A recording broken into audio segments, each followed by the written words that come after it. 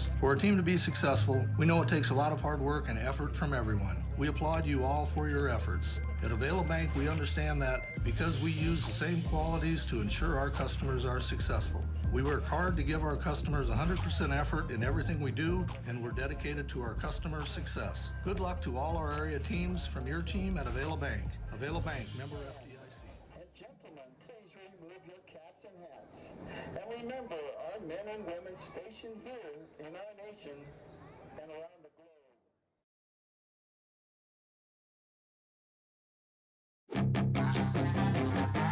Local sports, local news, and local weather. We are Carroll Broadcasting, proud to serve Carroll and Western Iowa since 1950.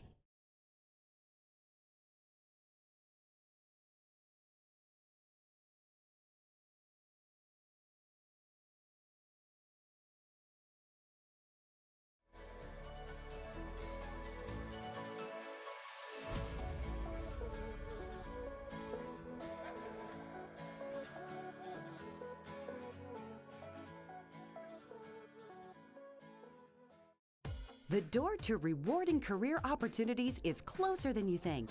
All you have to do is open it. DMAC's Carroll campus is your gateway to in-demand, rewarding careers. You can even earn a 4-year degree on campus, thanks to a partnership with UNI and Buena Vista University. It's all waiting for you at the DMAC Carroll campus. So open the door to a better life at DMAC in Carroll today. DMAC, life's calling.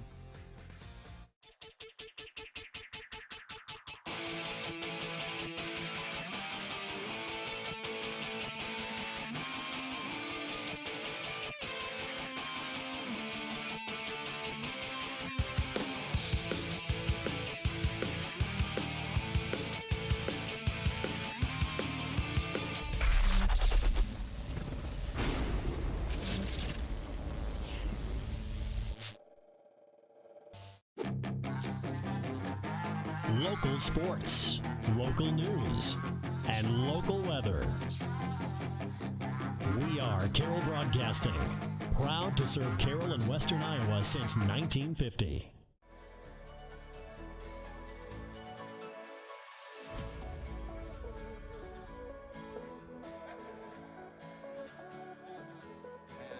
The Carroll Tigers set to take on the Bombers of Ballard. Ballard comes in after getting a... The door to rewarding career opportunities is closer than you think.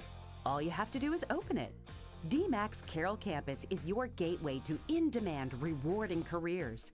You can even earn a 4-year degree on campus, thanks to a partnership with UNI and Buena Vista University. It's all waiting for you at the DMAC Carroll campus. So open the door to a better life at DMAC in Carroll today. DMAC, life's calling. Brought in the new offensive coordinator, lost all their big running backs and some of their linemen, and so they went to a whole new offense, more of a spread look, and he threw the ball all over the place through 5 touchdown passes, and the shortest one was 39 yards. And when he wasn't throwing the ball, he was hurting the Tigers with his feet, so he himself accounted for over 500 yards of offense. Well, again, tonight they'll kind of see another dual threat quarterback from Ballard, as Drew led the team last week. Connor Drew, a 6'6", 210-pound junior, 15 of 20 through the air, 214 yards. I think he did have 2 interceptions, if I remember right, but he did have a touchdown pass in there also, or actually had a rushing touchdown, 20 rushes, 59 yards, so he didn't have a bad night against Boone. And that's a Boone team. You know, everybody said, well, it was Boone. It's a better Boone team than we've seen in a few years, too, it looked like. Yeah, I think Boone's usually pretty salty, and it's a big rivalry. Raccoon River conference foes, and just like tonight, so you see them in all the other sports. And Drew, like Glenwood quarterback last week, it's his second year starting. He's a big kid, 6'6", about 210.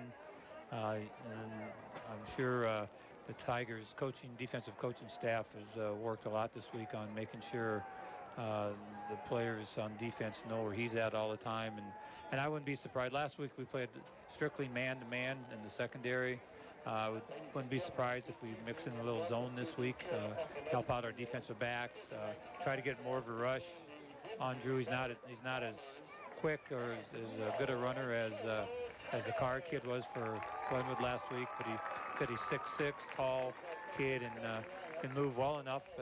Carried the ball 20 times last week. Don't know how many of those were scrambles or design, and how many were design runs, but he's going to look for him to have the ball in his hands a lot. Well, it should be a fun one. Ballard taking on the Carroll Tigers. We'll step away. Hear a word from our sponsors. You're listening to the pregame show courtesy of Mackey Motors in Lake City. Find new roads.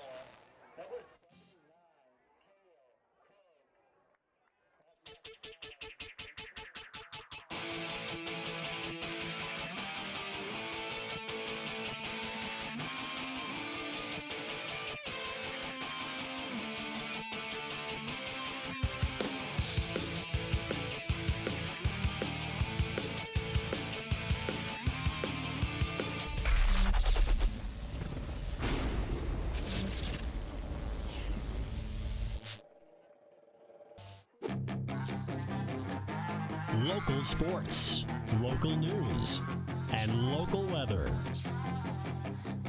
We are Carroll Broadcasting, proud to serve Carroll and Western Iowa since 1950.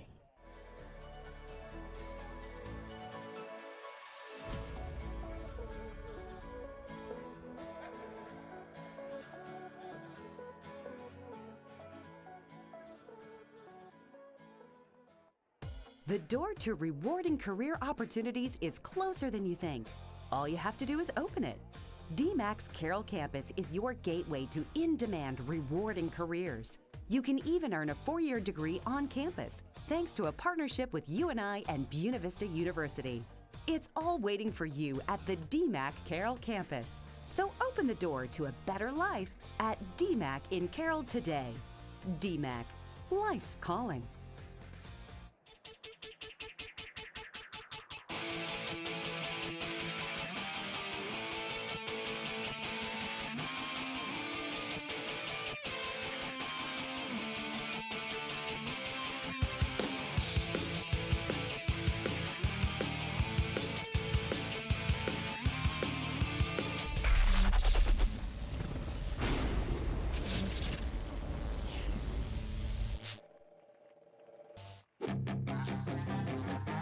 Local sports, local news, and local weather.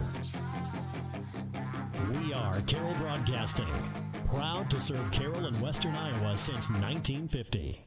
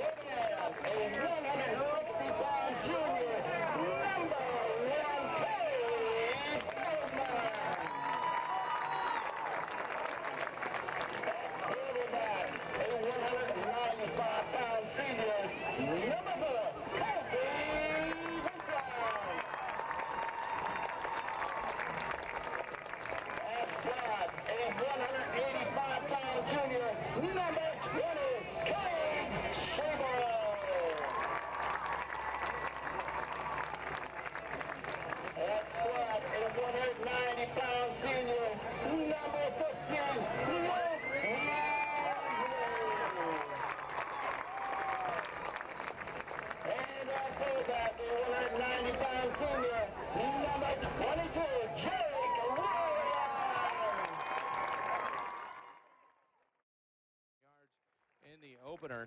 And the quarterback for the Tigers, Colby Vincent, 6'4", 195-pound senior, went 16 of 33 for 271 yards, threw for 4 touchdowns, did have 1 interception. Also, number 15, Luke Woosley, a 6'1", 190-pound senior, also on that starting lineup. I put his number down, but I didn't write his name on here. I think I'm going to... He had 8 catches last week as the first varsity start at the offensive position, and really came up with some big catches, especially the first half. Weren't you supposed to check my work before we started? Well, I thought that's what you got from all those years in the school. You pay me way too much to be doing stuff like that. Quick look at the defensive starters for Ballard. Up front, you've got a 6'4", 200-pound senior, Riley Neal. Then a 6'4", 235-pound senior, Riley Davidson. And Nick Waka, a 6 foot, 180-pound sophomore. Your linebacking core includes Logan Harmeyer, a 5'10", 170-pound junior. Caleb Hartsock, 5'11", 195-pound junior. Sam Salzik, 5'11", 180-pound senior. And Connor Finch, a 5'10", 160-pound junior. Cornerbacks are Kyler Watson, 5'10", 160-pound junior, and Carson Finch, a 5'8", 170-pound senior. Strong safeties, Mason Murphy, 5'6", 165, and Sam Peterson comes in weighing 170. He's 5'11" and a junior there at the free safety. Tigers won the toss and chose to receive, so they'll get the ball first. Interesting, don't see this very often anymore, but Ballard, they stick with their starting lineup that you've got, and they're going complete platoon. They have 11 different guys starting on offense and from defense, so that's interesting to see. Yeah, it'll be interesting to see if that holds up, or if, you know, sometimes the starting lineups that come our way aren't quite the way they are. Well, that'll do it for the pregame show, brought to you by Mackey Motors. Find new roads. It is time for the kickoff. Set to kick off, number 37, Obi Soch for Ballard. We got some whistles going already. Yeah, I think. Yeah, there we go. They had 15 minutes up on the game clock. Well, they just wanted to play a little extra. It looks like Torrey Feldman on the one side. Probably Abraham Dirks is probably the other side. And that is number 8, Dirks. Orange numbers on the black jerseys. Hard to see from a ways away. Here's the kick. This is a high one. It's going to be fair caught at the 32-yard line. That's and I believe that's Ty Nissen. Yep. And I'm sure they probably saw something on tape because Ty got his arm up right away. He was kind of expecting a short, high kick like that. Just kind of was waiting for it to come in. And like we talked about off the air a little bit, looks like we're going to come out in the I formation, and Ryan Johnston at the fullback spot and Corey Nealon at the tailback spot. So Johnston lines up in the fullback. No, it's a pitch to the left side. It was a good fake up the middle. If he would have took it, he would have had 3-4 yards, but it looks as though they're going to be close to out at the sticks on the pitch. I'm not sure if that was a design keeper by Colby Vincent, or if that was a more like a veer read option. And like I said, if he'd have handed off, it had good 3 or 4 yards. So it looks as though they were out at the sticks. No gain. 2nd and 10 from the 31. Here's a quick handoff to the back crossing, and he is going to be brought down. No room to go for Shable there, as he only picked up 2 on the end around. And now we'll go to more of our spread look, and here comes Royland and Kobe Christensen, and see how Kobe can do tonight. He last week he played with a slightly pulled groin, and this week he's been battling strep throat, so he's had a tough 2 weeks at the start of the season here, but trying to give it a go here tonight. Stands back in that pistol formation. Royland to his right. 2 receivers to right, 2 to the left. He drops back, looks right, sees a wide opening. Now he steps up. He's going to have to throw. He's right at the sticks. When he throws, it's almost picked off, but it's deflected. And they are checking to see where he brought down, and they say he was behind the stick. Boy, he knew right where that last blade of grass he could use was. Yeah, he couldn't gone in another step and he'd have been over. So the incomplete pass brings up 4th down and 8 for the Tigers. And they'll look to punt this one away. Ty Nissen stands deep for the Tigers. At his own 37 stands Sam Peterson for Ballard. This is a nice kick. Spiraling. Peterson has to run back. He's going to watch it land, and that's going to check up. It's inside the 10, and they'll try to touch it down. I think it'll be marked close to the 8-yard line. What a punt. Yeah. And Ty, and watch him in warm-ups. He was punting like that consistently, and he's capable. Last week he didn't have one of his better games punting, but that was a beauty right there.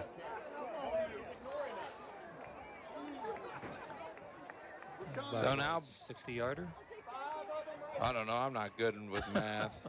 I'm trying to catch up and try to remember what I'm supposed to be doing up here.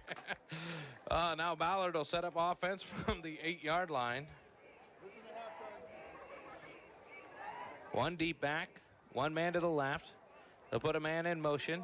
Here's the handoff to the second back. He wants to cut all the way back across field to stiff arm, and nice off to the races he goes. He's out to the 30. And he'll be spun around, kicked out at the 35-yard line. I believe that was Herman on the late carry, and it was. And what a pickup there, 26 yards on the carry. Yeah, he made a nice cutback at the line of scrimmage and a good stiff arm, and then a great block downfield by their wide receiver, number 4, Nick Edwards. So now Connor stands in the backfield, takes the snap, hands it around to the end around. That is forced deep as the tackle did a good job getting through there, and that'll actually be a loss of 3 yards. I believe Nissen in on the tackle there. Yeah, and Elliot Tidgren getting his first varsity start tonight at defensive end spot, and he was up in the backfield, forcing the receiver or the runner to the outside, and good pursuit by the outside backers and then the inside backer also. So Drew stands in the backfield, one man to his left, 2 receivers split each way. Here comes a good rush. He fakes one way, now pulls back. He's got a wide open man, and he stayed in bounds. He threw that high. The receiver did a good job going up and finding it, and that's going to be a pickup of 15 on the pass play. And I think that was Brower over there, but I can't clear a number. I was thinking it was 4 Edwards, but I thought he didn't have possession of it when he came down, but he must have. The official was right there. So we'll give it to Edwards. Hard to see across the field. 1st and 10 from the 47. Now a handoff up the middle. No, it'll be a quarterback keeper. He's going to run through some tackles and pick up 7 as Drew called his own number on the read.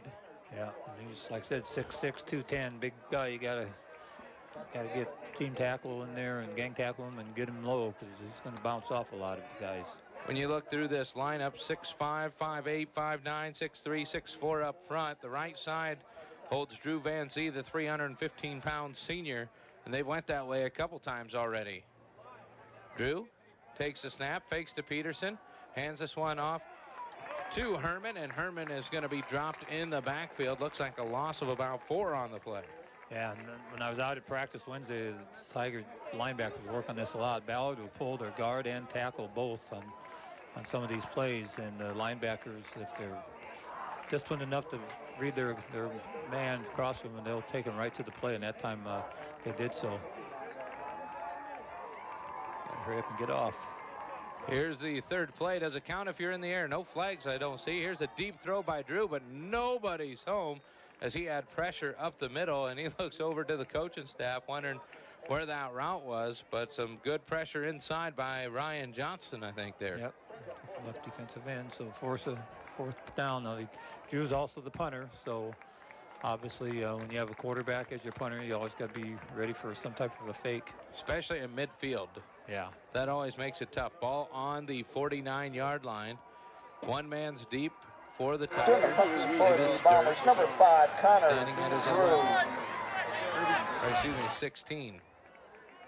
Drew looks back, gets set. Here's the snap. Drew looks to the right side, now drops this one. Sideways punt. Dirks comes up, catches it on the run, and he is going to be brought down at the 34-yard line on the left side of the field. Yeah, that's a nice play by Abraham, coming up and making that catch in the air, and fearless, then call for a fair catch, just caught it on the run, and a decent field position to start off this series. So it looks like the 34-yard line. We've got 8:28 to play here in a scoreless first quarter. 2 punts, and now we'll see what the Tigers have in store. Back with our I formation, tight. Johnston and Nealand in the backfield. Here's a handoff, and not much cooking up the middle. It looks as though Ballard planning on keeping the running game quiet here early on. Yeah, and that's going to be a problem if we can't get our running game going here. It makes you too one-dimensional, and then they just put in the ears back and come with the rush. And if they know you got to pass every time, that makes it tough. 2nd and 9. Feldman is split out to the right side, along with Woolsey. Checks the line. He's good. Here's a man in motion, left to right across the formation. Pistol look. Vincent throws right side, leads the wide receiver screen, and they're off to the races is Feldman. He breaks it. He's at the 40, the 30. Now he's at the 20, 15, 10, 5. Touchdown, Tigers! On a 65-yard touchdown pass from Vincent. Yeah, just probably what you'd call a tunnel screen. Bring Shable in motion across the. Put the trips look to the right, and the 2 inside guys go out and block. Quick pass out to Torrey, and Kobe Vincent led him perfectly. Torrey broke a tackle or two, and then with his speed, he got to the outside there. Nobody from Ballard is going to catch him. He high-stepped one tackler that had a chance, and off he was to the races. PAT, snaps good. Kick is up and good, and the Tigers lead 7-0 after a big strike. We're back in 30 seconds. You're listening to 1380 KCIM and 95.1 FM. Lights flickering, outlets not working, circuit breaker tripping? Hi, it's Kessie at Dries Company. Dries Company specializes in new and existing commercial, industrial, and residential electrical service, and our licensed electricians have extensive knowledge and training. For all your electrical needs at work or at home, count on the experienced professionals at Dries Company, 609 North Carroll Street in Carroll.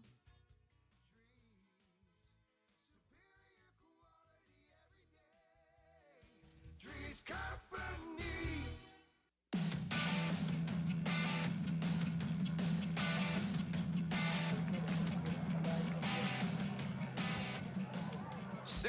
Five-yard touchdown pass puts the Tigers up 7-0. 7:38 to play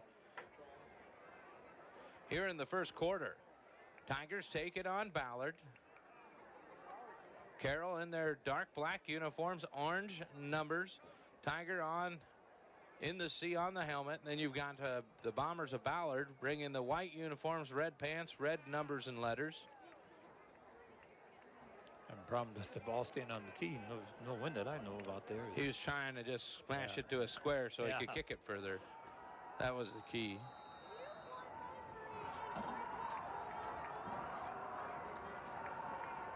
Lee looks like he's ready. He's got a particular setup, and it looks like it's a good one. He'll walk up into this one and send it deep to the right side, and it'll be taken at the 5 as Bertrand comes running up, hit hard at the 20. Good coverage by the Tigers as they hustle down the field. It looks like one of the leading tacklers in there was Kellen Jones. Who also happens to be the backup quarterback, so that's a nice job by him. So Ballard had a drive, a couple big plays, 2 first downs, and then saw it end, punted it away. Tigers used a good return and one big play to score, and they lead 7-0. Rotating defensive linemen, give us guys fresh, try to keep them fresh. So 3 receivers to the right, 1 man stands in the backfield. That's Herman. Drew's back there. Now we've got a flag. We'll see somebody lined up on the wrong side of the ball, and they're trying to let us know. We'll see if the ref mic's going to give us any help. Does not look like that's going to be the case today. We at least tried. I don't know that it's actually working. They were trying to get it figured out earlier. If I was a betting man, I'd say it'd be Chase Gladden. He's on that right defensive end spot, and that's where the flag came out. So the first penalty, here's a quick throw to the right side. Got it into the hands of Hasig. And he is going to get forward for 3 yards, maybe. Oh, they'll make it 4. Yeah, Luke Woosley was right there, just unable to make the initial tackle, allowed the receiver to pick up 4 yards. So 19 yards passing so far for Drew. He'll take the snap with 4 receivers to the right side. They'll roll him that way. He finds the crossing guy who trips over the 40-yard line and goes down at the 45.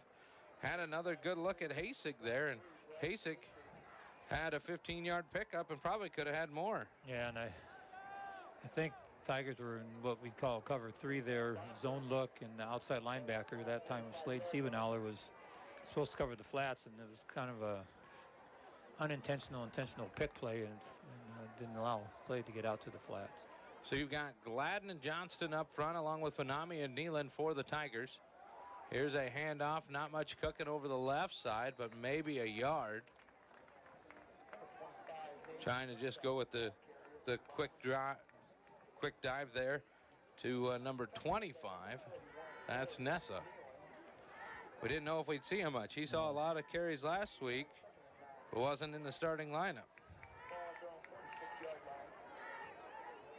Drew in the backfield. This time Herman flanks him to the right side. 2 receivers to the right. They'll roll that way, trying to clear the pocket. Drew sets his feet, takes a big hit in the back. This one floats up, and he finds his receiver.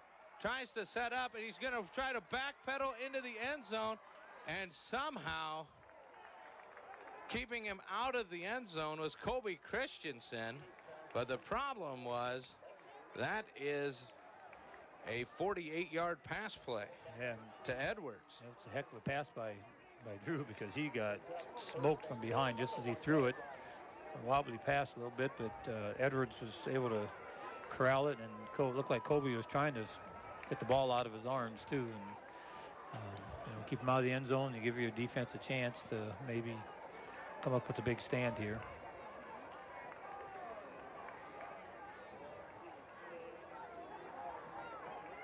So here it is, 1st and goal. They'll go with the big. The quarterback trying to do it. They actually put a lineman in at fullback to try to help push, but no go. The Carroll Buffet Busters able to slow down the rush. Yeah, and it used to be a penalty if you assisted. They had a play for a signal for it and everything, where you'd assist the runner from behind, but now everything will go, and like you said, put a lineman behind there and tried to push him in. Yeah, it looks like Riley Davidson, the senior lineman's up there, and now they're just going to carry him into the end zone, and it works. He just jumped up. Davidson was under him, and they rode over the buddy in there of Drew Van Zee for the touchdown. Yeah, when you're 6'6", you don't have to go very far, and just less than a yard from the end zone. Laying across will get you there. So they'll set up to kick this one away, as Utley is going to attempt the PAT. There's the kick. It's just a little shot put style, and it goes through, and we're all tied up 7-7 with 4:47 to play here on 1380 KCIM and 95.1 FM. Back after a word from our great sponsors. Your hometown Napa store not only offers you a large inventory of parts for autos, trucks, RVs, farm equipment, heavy-duty trucks, and small engines. Napa also offers you a complete machine shop service, hydraulic hoses, mixing for auto paints, and auto glass and windshield service. So whether it's replacement parts for under the hood or fun accessories for your exterior, make it a point to stop in and see what parts may fit your needs. Napa, because there are no unimportant parts. Highway 30 West in Carroll. Napa, your locally owned and operated parts store. RJV Transport and Peterson Logistics, Inc. is a small-town Iowa family-owned trucking company, hauling grain, rock, dry van, tanker, and hazmat tanker. They know what it takes to be part of a winning team and are proud to be a supporter of all area sports teams. Good luck to all local athletes this season. To learn more about RJV Transport and see how you might fit in their operation, find them on Facebook or call 515-231-6742. RJV Transport is also proud to be a home-based Iowa business.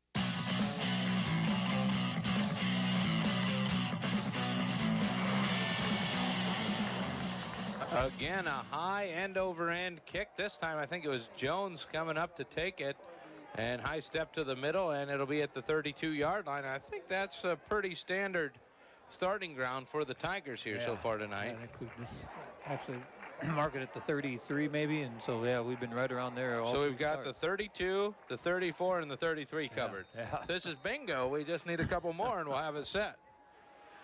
Do you know what the prize is? Well, you'll find out later.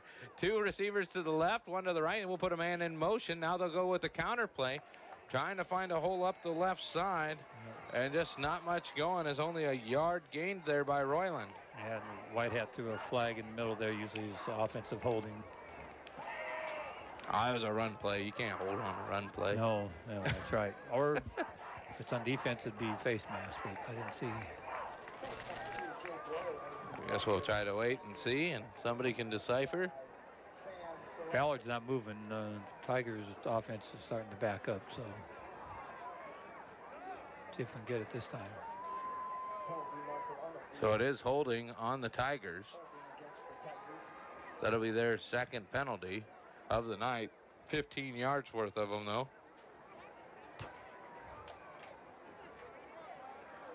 Not exactly what you need when you're back in your own situation here. No, first and... Looks like it'll be first and 18, 19. Yeah, holding call happened across the line of scrimmage.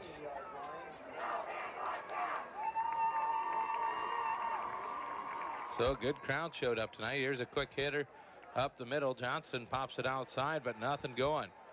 Both of these last 2 plays, they were headed up the middle, didn't like it, tried to get to the edge, and the Ballard defense just too fast for that right now. Yeah, sometimes you're better off just putting your head down and squaring your shoulders off and head north and south and see what you can get just going up inside there.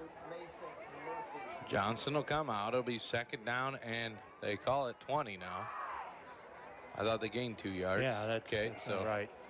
We'll call it second and 17 on our side. There we go. They changed it. They must have heard you. Who wouldn't be listening tonight? Vincent rolls to his right, throws this one out. A nice, strong throw to Feldman.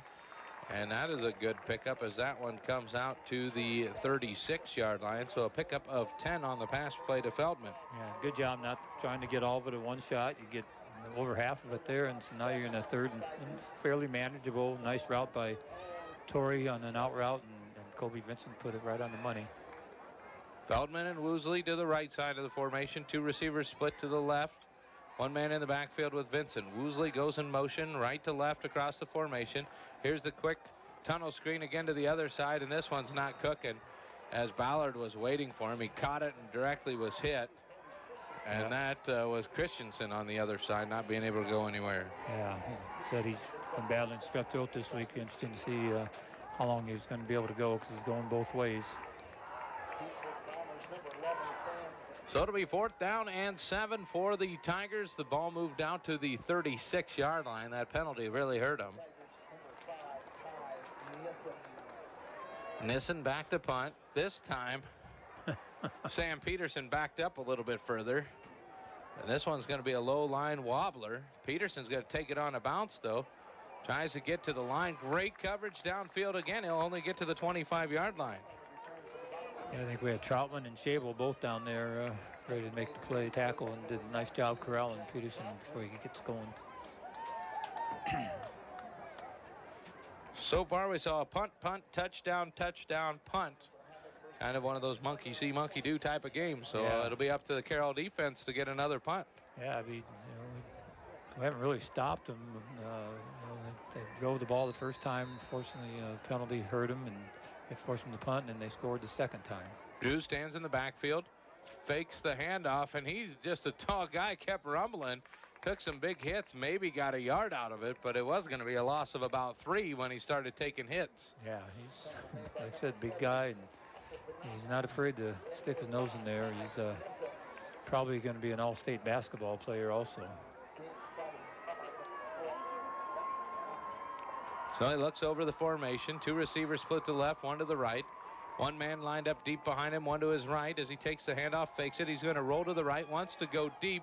Looks at Edwards and overthrows him. Edwards had made a nice cut and had the defenders on his heels, but that pass would have took a go-go gadget arm to try to find. Yeah, and a lot better coverage that time by Christensen, and tuning the free safety. Doesn't have any man per se, but I'm sure he's been told if you cheat to one side or the other, make sure it's towards Edwards. So Edwards is wide right here in the 3rd down and 9 play from the 27. The ball sits on the right hash. Snap to Drew. Here's good pressure from behind. He's going to take another big hit. Sails this one over. The Tigers have been getting some big hits. This one, I think, was actually, was it Sporter out there? 23? What was that number? 25. Yeah, that's Caden Cook. Yeah, they bring in Caden Cook, a sophomore, on passing downs a lot. He uses his quickness and strength inside, and he's able to get to Drew that time and force a 4 and out, 3 and out. I mean, for the first time. So back to punt. This is a bad snap. It's low. We've got a flag on the play. We'll see what that's about. Coming up to try to make the catch and doing so at the 42-yard line for the Tigers was Reesberg. That was Dirks. Dirks again? Yep. It's actually 47. If it's against Ballard, I would be surprised if we take the penalty. That's pretty good field position if we get at the 47. No. So an illegal shift Declined. by Ballard declined. So the penalty's not going to matter. Just one penalty on him. And the Tigers will get some good field position and see what they can do with it. Yeah. We start off every drive with our high formation under the center. Only one split in, and then a tight end and a tight slot.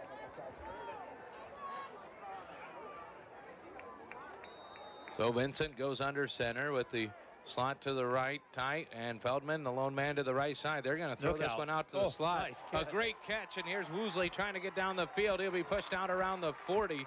See where they mark this. They'll give him the air time out to the 30. Looks like the 37-yard line there where they're going to mark this one. Yep. So Mason Murphy he read the play and made a break on the ball, and Kobe Vincent got rid of it just in time, and Woosley, great concentration, making a nice catch. Got upfield and got airborne to get some extra yards late there. So same formation off the right hash. This time they'll hand it to the left side. Lowering his shoulder, trying to find some room to run was Royland, and that's probably the best run play of the night as he picked up about 5. Yeah, and I don't know if it was designed that way, but Ryan Johnston, the fullback, went the opposite way.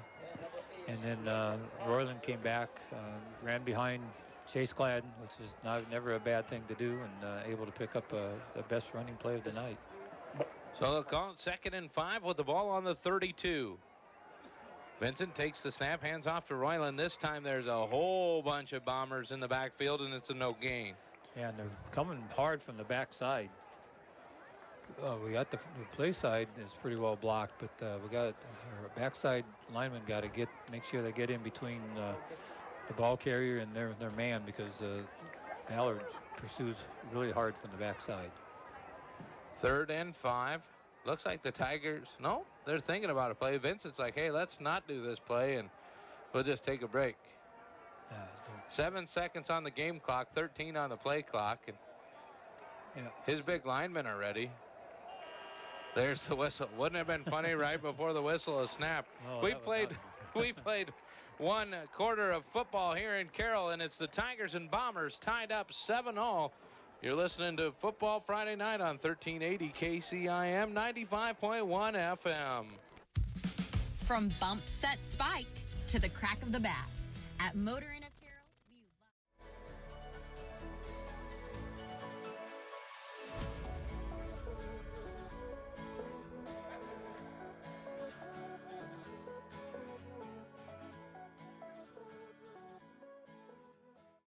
The door to rewarding career opportunities is closer than you think. All you have to do is open it. DMAC's Carroll campus is your gateway to in-demand, rewarding careers. You can even earn a 4-year degree on campus, thanks to a partnership with UNI and Buena Vista University. It's all waiting for you at the DMAC Carroll campus. So open the door to a better life at DMAC in Carroll today. DMAC, life's calling.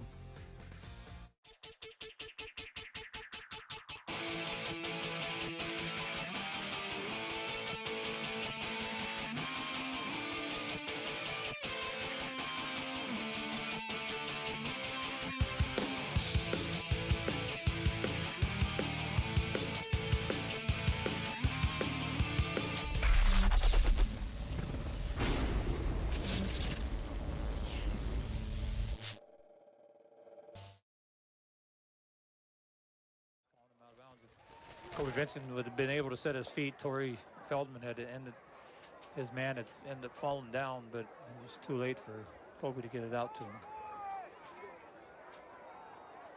So 4th down and 5. Ball on the 32-yard line. Offense stays on the field for the Tigers. Royland stands to the right side of Vincent. 2 receivers to the right, 2 to the left. Here comes a delayed blitz. Vincent's going to step up, go for the end zone. A battle for it, and just missed Feldman as they had the double team on that side. Free safety had leaned that way, kind of like Ballard's been doing to Carroll. Yeah. Kobe has a tendency when he needs to play, he looks to Torrey Feldman most of the time, which isn't a bad idea, but sometimes Torrey was double teamed. It looked like if he had come back this other way that Kobe Christensen might have been able to what might have been open and been able to get a first down. So 11:46 to play in the first half. 7-7 ball game. Ballard with the football. Drew looks over to the sideline. Looked like it might be a quick change of play. Here's a man in motion right to left across the formation. Drew takes it, hands off to the running back. No room there as Nessa was back in to run. Got hit behind the line of scrimmage and lost a yard. Yeah, Brendan Coffrin, who didn't get the start tonight at inside linebacker, in the game now and made a nice read and came up and stuck him in the backfield and made a nice tackle. And 11 now for the Bombers. So 2nd down and 11 for the Bombers. 2 receivers to the right. Edwards is lined up on the near side to us, as we sit here in the press box. Another handoff, this time to Herman. And he gets cut down rather quick. He'll pick up 2, but it looked like there was going to be a little bigger cutback lane there before he was wrapped up. Yeah, Ty Nissen did a nice job from his inside backer spot there to stay home and not let the running back get through him. So the ball sits on the 33 right hash as they look towards the south end zone. The receivers on the left side talking something over. Yeah. Johnson sets up for the blitz. Here's a late throw, as that one was low and outside, and incomplete pass number 3 for Drew. He hit his first 4. And here we see 3, and it looks like another punt attempt coming. Yeah, and that time he ran an out route with that inside receiver, and Slade Siebenauer man-to-man trying to get to him. I think Drew's feeling a little bit of the pressure and all the hits he's taken already threw that a little bit off his back foot and unable to get it out there. Halftime in Lake City, it's 17-0. South Central Calhoun on top of Kemper. Here's Drew with a punt. This one's a wobbly short one. Everybody's going to get away from it, and it will kick out of bounds. Coach Noggle down there trying to field it. Let's see why they don't let him field too many of them, though. He dropped it the first time. That's right. That's why you stay away from him, Coach. So they'll set this ball on the 36-yard line. 10:32 to play. Tied up, 7-all. Tigers will bring the offense back. We've seen 4 very quick possessions here as late. Feldman's the wide man right. Everybody else is tight. Be interested to see if they can try to pull something. This time they're not going to worry about it. They're just going to hand off, run right up the middle. Yeah, we only had 10 guys on offense that time. It's a good run for Neeland. Yeah. He picked up about 5. But messed up the Ballard defense. They were looking around, figuring out where's their 11th. We only had 3 running backs. We had 4 running backs. We only won one end. So 2 receivers to the right. Looks like they got the right amount out this time. Here's the handoff again to Neeland. Worked better with less guys on the field. She picks up 2, though, diving forward. Yeah, and he did a nice job last week, too, when they brought him in. He gets upfield, and he's low to the ground and strong legs. 3rd down and 3 for the Tigers. Ball on the 43-yard line. Feldman will go wide right. Everybody else staying a little closer. Slots are tight this time. 1 man in the backfield with Vincent. Vincent takes the snap. He wants to throw this one out quick, and that one was out wide of the outstretched arms of Dirks. The timing just a little bit off on the quick out. And Murphy, the same guy that came up on the pass to Woosley, jumped that route also, and forced Kobe to make sure he threw the ball low and outside, so only Dirks would be able to catch it if anybody could, but it was too far outside. So the Tigers will get ready for a punt off of the foot of Ty Nissen. He's had a couple big ones here early. See if he can draw up another one. Keep this one in play. End over end. They'll come up, make the catch. As Peterson just ran up, made it, and that's where it's going to be. It looks like they're going to mark it right on the 25. Yeah, it's kind of game started off with both offenses moving the ball, and then now it's become kind of a field position battle back and forth. A lot of punting and not much offense. Looks like we're averaging a punt about every minute 30. Yeah. Oh, that's never a good sign. So it'll be 1st and 10. Ballard takes the snap, hands it off to Herman. Herman wants to go to the right side. He's got a big opening, left side of the formation. First down, he's out across the 40 and out at the 42-yard line. Yeah, lost outside contain there. First down Bombers. 17-yard run there by Herman. Ballard going a little more hurry-up offense now. Tight bunch.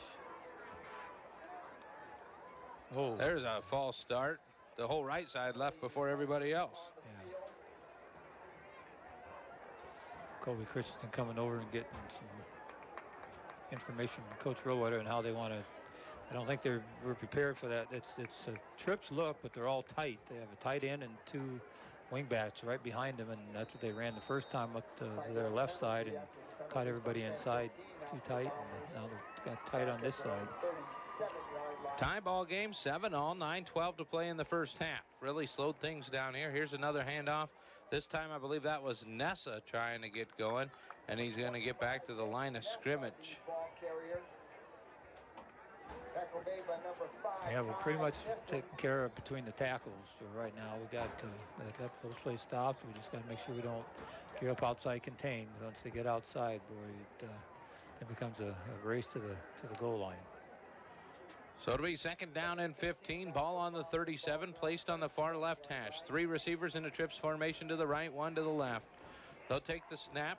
Drew rolls back to the right side, sets his feet, trying to air this one down to Edwards, and there's going to be a flag on this one. Yep. There had to be, and it might not be pass interference, but it's at least defensive holding, and that was Christensen had grabbed hold. Edwards had gotten a couple steps. Christensen pulled himself back in there, which is a good play instead of giving up the home run ball. Yeah, and in high school, it's not, penalty's not at where the foul occurred. It's 15 yards from the previous line of scrimmage. So they did call it pass interference, though, which I don't agree with myself, because the ball was uncatchable. And it was defensive holding, but they didn't ask. Nope, they never do. Maybe they'll go back and put my broadcast with their calls and find out what my thoughts were. You want me to send a memo to the association and ask them to? You probably know somebody there. You could make that happen. So now a first down into Carroll territory with the ball on the 49. That snap was high in between them. Drew had it and he lost it, and it's all black shirts by the football. Yeah. That play started off bad as Herman and Drew both went for a snap between them. Drew tucked it, took a big hit, and it comes out, and the first turnover goes to the Carroll defense. And Ryan Johnston fell on it, but boy, we had guys coming from behind. If we could have got there before he did and scooped it, might have, depending on who scooped it, might have had a chance to take us to the house. Sometimes you just got to be happy with what you get. I know. And Ryan as the defensive end, he hasn't been told to scoop. He's been told just to jump on the ball, and he did what he had to do there. So now Carroll with the ball on the 45-yard line, 8:25 to play in the second quarter. Under center goes Vincent, turns, hands it off to Johnson. Johnson just holds on, rumbling, tumbling, picks up 4 as they'll mark him at the 49-yard line. Yeah, there's a quick trap out of the eye to the up back, which was Johnston. And he runs that play better than any other play for him. He runs that quick trap pretty well. He gets inside there and gets going north and south. It's been the second down play where Ballard seems to have been in the huddle, and they haven't been able to get that next 3-4 yards that you want to see out of it. We'll see what the Tigers can do here. I formation again. Turn hand to the second man through this time. And he'll push forward. And that's going to be 3-yard pickup for Nealon. Yeah, so, you know, we can get 3 or 4 yards of crack here. It's obviously you're moving the chains, and just got to make sure we can get it on a 3rd and 3 here. Used to be 3 yards in the cloud of dust with these new fields anymore. You're 3 yards and maybe some rubber over old tires. Recyclables. 6-man front for Ballard. Vincent takes the snap, turns, fakes the handoff, looks over. He had a man in the middle. He's going to roll out. He might have some room. Can he get to the sticks? He dives for it. And they're going to mark him where his knee went out and not where the ball went out. Yard short. No challenges allowed at the high school level. So. You know, the worst part is I'm staring right down the 45-yard line, and you saw him stretch the ball past the stick as he went out of bounds. Going for it. So 4th and 1 from the 46-yard line.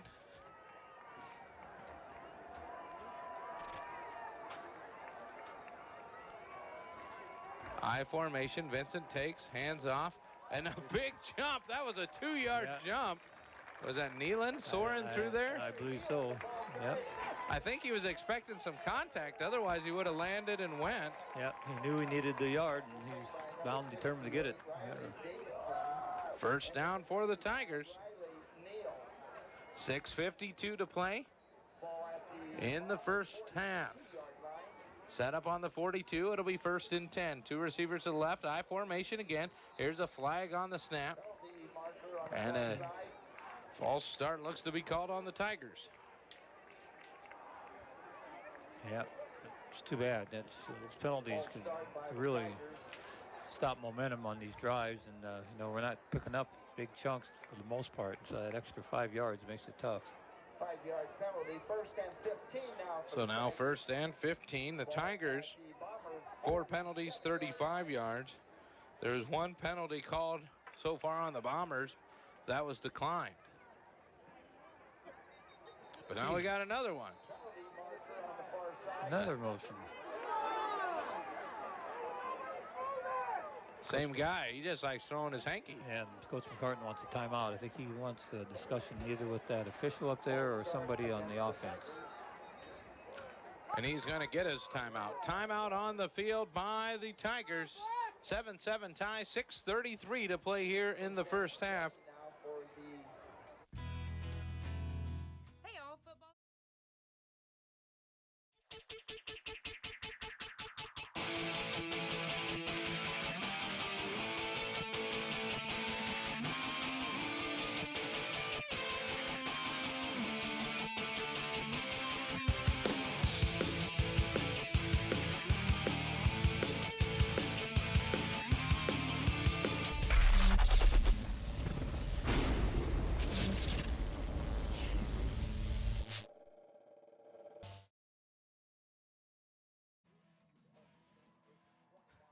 This time shows the official the right side, says, hey, do they look okay now?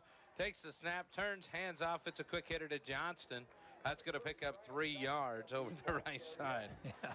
That was kind of funny there. But, unfortunately, the 1st and 20 play, and you don't have too much in your playbook for that. So, well, it's better than 1st and 40 that the Bears had last night. And they get paid to play football. That's right. So here's your 2nd and 18 from the 49. Inside Ballard territory again. Vincent under center. 2 receivers are split to the left. Vincent looks that way. It's a quick throw out. That one is caught, spun around. Going down is Christensen as that is brought out to the 42-yard line. So a quick pickup of 7. Yeah, just a quick hitch route out to Kobe, and then made a nice catch and turn, and just about able to get away from the defensive back. That time covering him was Connor Finch, the junior. So the ball set at the Bombers' 42-yard line, the original line of scrimmage. So it'll be 1st and 10, or 3rd and 10, excuse me. 2 receivers to the right. Man in motion left to right. As Shable clears, Vincent looks back, fakes the throw. Oh, this one just out of the hands of Feldman. Yeah, and he's usually sure-handed, and Kobe Vincent that time, low pressure from the backside, but he threw the ball right where only Torrey could catch it, and it would have been enough for a first down. Now we'll see what Coach McCartney decides. We're going to punt it or go for it on 4th and 10. Well, looks like we're going to go for it. 4th and 10. He sends in the play. Ball on the left hash of the field as they work towards the north end zone and the big bright scoreboard. 2 receivers to the right, 2 to the left. Vincent has 1 man in the backfield, steps back, throws this one to Woosley, and through his fingers, 2 dropped passes will end the drive. Yeah, and Woosley had enough on his out route. Ran inside receivers, ran an out route on both sides, and the outside receivers ran a go route. And unfortunately, when unable to come up with from here, looked like Kobe put it where Woosley could have caught it. Would have been enough for a first down, but Luke unfortunately not able to hold on to it. So 2 incomplete passes ends their drive after penalties. Made it a tough one anyways. So it'll be 1st and 10 from the 42 for Ballard. They're tight on the left side. 1 man split to the right is Edwards. Here's the handoff. Nothing going. No place for Herman, but he breaks 3 tackles and pops out and picks up 2. Yeah, it just looked like he was going to be eaten up, and then all of a sudden there he was. Yeah, did a nice job keeping his legs turning and keeping his knees off the ground. Pick up a couple of yards. 2nd and 8 now for the Bombers. Ball at their own 44-yard line. So 2nd and 8 for the Bombers. 4 down linemen for the Tigers. Quick handoff. This looked like Nessa maybe checking back in. It was, and he's going to gain a yard. Yeah, that time we had everybody in there ready for him. Short game now. I think it'd be a passing down here. They're bringing in a couple new receivers. Shouldn't be allowed to have 2 running backs wearing 25 and 26. Yeah, it's hard to see. We got the lights shut off in here so we could see through the window. Yep, 25 is in there now, so that's Nessa. He stands back deep with Drew, trips to the left, 1 man to the right. Drew looks towards the trips. He's flushed out of the pocket. The Tigers are there, and he is going to be brought down at the 31-yard line by a slew of Tigers joining in on that one. And I think Elliot Tidgren, was he one of them in there? Tidgren, defensive end on this side, forced Drew to roll back the other way around the rollout behind the outside of him, and then Nissen on a stunt from his backer spot, and Chase Gladden, all of them were in there, and I think Caden Cook might have been joined in on it also. They've been close a couple times, and they got there this time. So 4th and 20, Drew's going to stand back ready to punt. We got somebody moved up front. Yeah. Thought it was simulated snap. False start by the Bombers. So back them up 5 more for 4th and 25. Yeah, I doubt if they'll fake it here. Be very surprised if they do. 3:21 to play in the first half. 7-7 tie. Brings up 4th and 25 now for Good hustle by the officials. Make sure they get the flag. Now they'll walk back in, make sure everybody's ready. Gets it tucked back in. Now we're good. 3:19 on the clock and counting. Drew takes his time, lines this one up. It's another end-over-end kick taken by Dirks at the 35. He's trying to find a seam, and he'll cut back, and he'll get to the 50. So a nice 15-yard return there by Dirks, and good field position again for the Tigers. Yeah, I think Tidgren out there just about threw a block in the back, but he held up at the last minute, and that was huge, because that would have brought him back probably to about the 20-yard line. right at midfield. So midfield, 1st and 10. 3:03 to play here in the first quarter. What do the Tigers have in them to see if they can find a lead before halftime? Halftime show brought to you by Roselle Mutual Insurance, committed to promoting today's youth who will be tomorrow's future parents and leaders. A quick hitter over the left side by Nealon's, only going to pick up a yard. And we're coming out every new series. We're coming out in I formation for the first play, and now we're going back to our more of our spread look here with the 2nd and long and closing in on 2.5 minutes to go to halftime.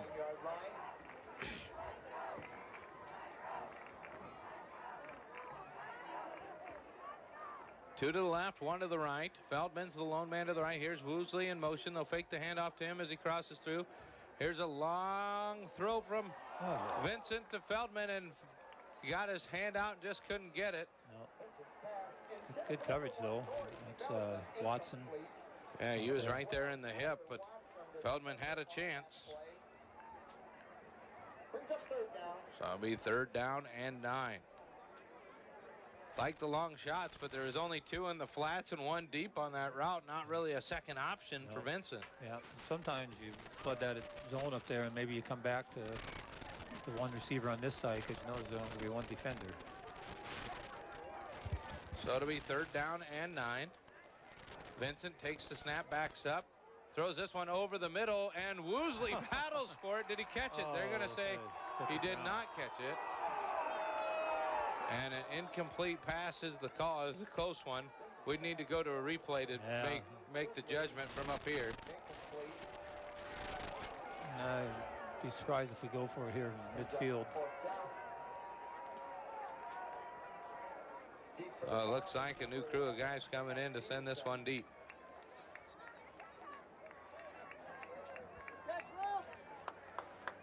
I think the Ballard box next to us is having problems figuring out how the motion light's working over there. It keeps flashing on and flashing off. Maybe I'll help them at halftime because it's kind of annoying. Here's a nice kick, going to be taken by Peterson at the 11. He cuts to the outside and takes a big hit at the 22 as Johnson had a chance just to line him up, and he was able to do it. So last week we turned the ball, or we scored and kicked off, and Glenwood only had 47 seconds to go 80-some yards, and unfortunately for the Tigers, they did so and scored right before the half. Now Ballard with a hair over 2 minutes to go here, see if the defense can come up with either a turnover or a quick 3 and out and give the offense one more chance. So Edwards will split wide right for Ballard, 1 man to the left. Drew's the lone man in the backfield. Man in motion, right to left. Drew takes the snap, hands off to Herman. Herman sprinting to the sideline, and he's got a big opening. He's out to the 40, to 45, and he is tripped up by a shoestring tackle out there. And they're going to mark him out to the 49-yard line. Yeah, he showed some quickness getting through that gap there right off their left tackle spot, and we lost our outside linebacker, unable to make the play there, and then it was a foot race. 69 yards rushing for Herman on 6 carries. Drew's going to roll out to the right side this time. Sets his feet, double pumps, finds his man Edwards in the middle. He's covered there and brought down immediately by Nissen for a gain of 8. Yeah, bought himself some time by rolling out there and able to hit the receiver, and Ballard's going to take a timeout. So Ballard trying to conserve some clock with 1:25 to play in the first half. Tied game 7-7. Ballard trying to do something before the break. You're listening to 1380 KCIM and 95.1 FM. Are you curious about what your home is worth?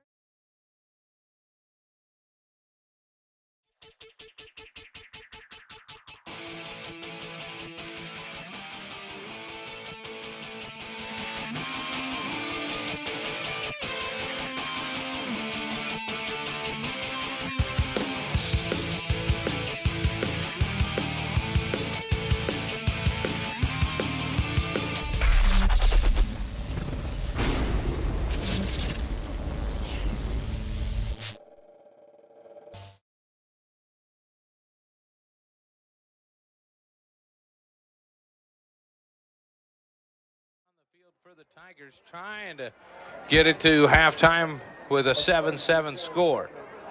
It'll be 2nd and 2 for Ballard. Herman stands next to Drew. 3 receivers to the right, 1 to the left. Tigers got the 4-3 look. Here's a man in motion, left to right across the formation. He might have been going upfield too early there. And here, Drew trying to find a way to throw it out. The ball's loose again. See who got it. That one was bouncing around. Might have got on it himself. And somebody else came up with it. Boy, that ball must have took a bounce right back to him. I saw it come out, and it must have been like a dribble right back to the basketball player, but he's going to lose 10 on the play. Yeah, good coverage downfield, and then allowed the front four to get in on him and bring him down for another good big sack. So big play here. Secondary's got to be ready. Drew looked downfield, thought he saw something. As he pumped, he couldn't get his step in, so he pulled it back, and then he just couldn't get wound back up. 3rd down and 12 from the Carroll 40, or from the Ballard 47. Here's a fumble. This one's free, and this one is picked up. Trying to find his way down the field. Corey Nealon, Noel Coughlin, Brendan Coughlin. Yeah, what a job there. Picked it up, held on to it tight, and 40 is out of. It's taken down at the 40, and it's the 2nd fumble of the night for Ballard, and Carroll now with some chances. Yeah, Coughlin's got a fumble recovery each first 2 games. Carroll with the ball on the Ballard 40 and 30 seconds on the clock. And Got two timeouts left. Got a chance to take a couple deep ones here for Coach. If you get to the 20, Eli Lee probably got good enough foot to make it from 35 to 40 yards away. Vincent puts a man in motion. They're going to hand it off, trying to run the left side. Quick play, needs to get out of bounds. I don't think he does, but they'll call the timeout quick. McCartan almost runs over the official. He was yelling from about 10 yards up, and then the official put the brakes on, and Denny threw on the air brakes there, trying to not run him over. Yeah, that's about as fast as he's running in quite a while. So an 8-yard pickup on the run. Second official timeout of the first half. There's a nice run there. Like you said, it'd been nice if he could have got out of bounds once he knew he couldn't get any more. But the Tigers had the timeout. It took 9 seconds. When you know you're about to go out, just take that step out, and you know that 2 9-second plays would make a difference. They're going to put a second back on the clock for Denny's attempt to get the timeout. It's a good effort by Coach. Dirk showing good speed and quickness, getting outside on that jet sweep on the short side, even, and able to get 8 yards. And so now we just got to get positive yards. Ballard going more with the three-man line, putting more guys in coverage. Christensen and Woosley split wide right. Feldman's the man to the left.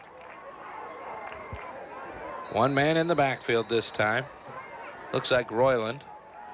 Vincent takes the snap, looks to the right side, sees the crossing route of Feldman, and that one almost picked off. He had it in his hands. The defender went through him and almost came up with it. Or actually, that was Christensen. Yeah, that's 3 passes that Vincent's put where our receivers could have very well caught the ball, and we just haven't been able to bring it in. So now 3rd down and 2 with 17 seconds left. 1 timeout remained for the Tigers. Might be a play where you run something up, get the first down, and clock will stop until you get the change reset. So Vincent puts a man in motion, fakes it to him. Here's a quick throw out to Feldman. Feldman catches it, has the first down, dives forward. Christensen. And they want to clock it this time. Yeah. Not call the timeout, so they're trying to get across here quick. Yeah. Somebody's down. Timeout. Official timeout. So one of the Tigers look to be down on the far side. They've done a good job of working those tunnel screens to try to get some yards.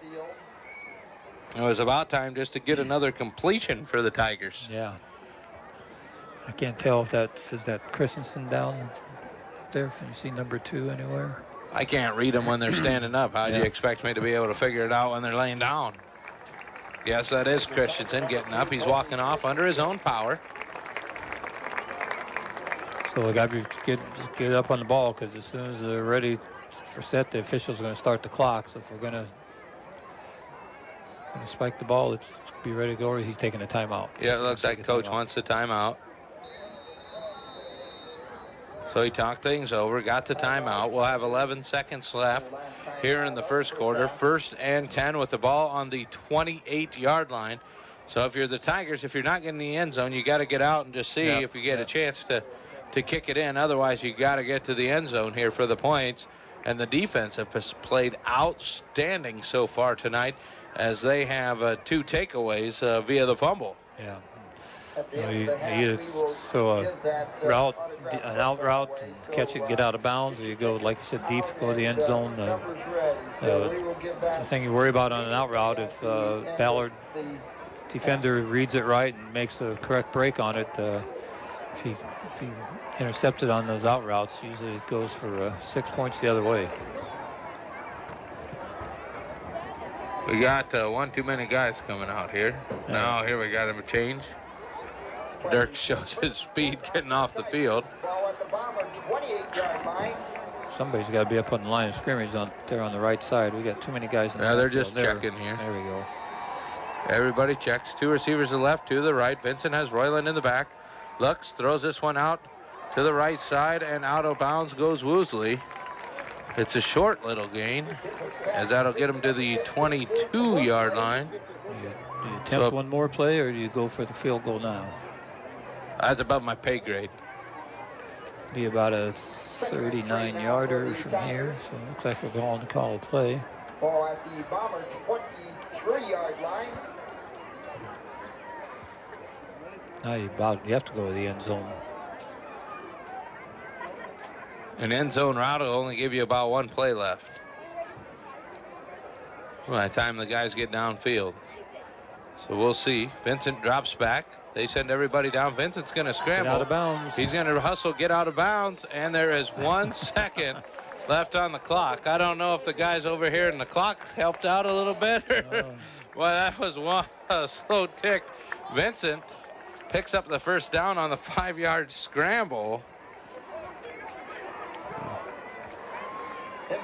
And that'll bring a field goal attempt coming off the foot of Elijah Lee. It'll be placed at the left hash, and Ballard wants him to think about it a little bit. So he'll have a look at the left hash and just, I thought maybe like any kicker, he's just going to stand out there by himself for a little bit. No, Eli's done a pretty good job as a sophomore. And the coach McCartan's telling him, get out of the huddle and just get out there and get away from everybody. So he's going back out there. So he's going to get a practice in here of getting set up before everybody shows up. So the ball sits on the, he'll kick it from the 25-yard line. First attempt at a field goal in a varsity game for Slade Siebenaller will be the holder. Can't see who that long snapper is. Looks like a 20. That's Fable. Might be.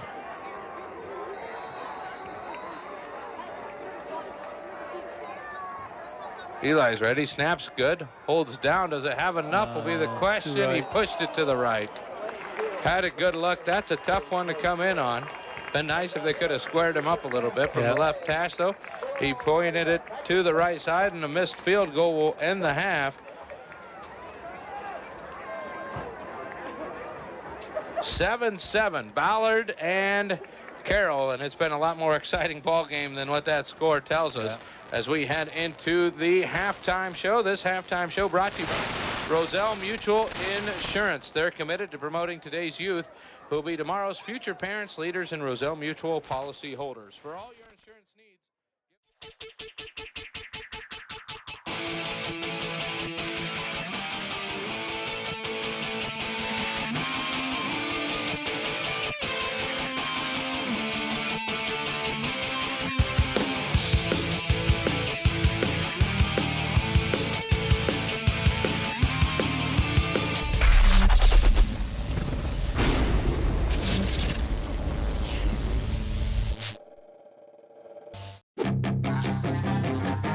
Local sports, local news, and local weather.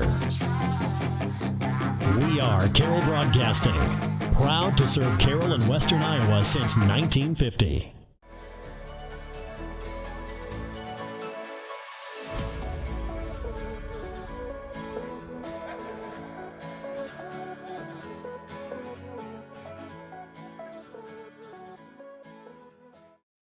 The door to rewarding career opportunities is closer than you think. All you have to do is open it. DMAC's Carroll campus is your gateway to in-demand, rewarding careers. You can even earn a 4-year degree on campus thanks to a partnership with UNI and Buena Vista University. It's all waiting for you at the DMAC Carroll campus. So open the door to a better life at DMAC in Carroll today. DMAC, life's calling.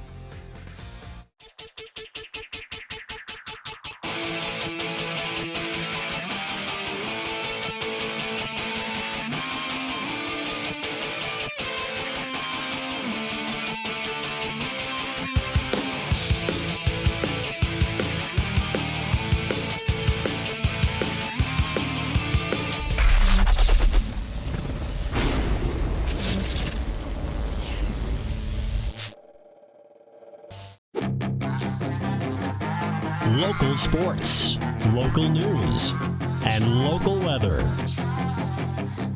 We are Carroll Broadcasting, proud to serve Carroll and Western Iowa since 1950.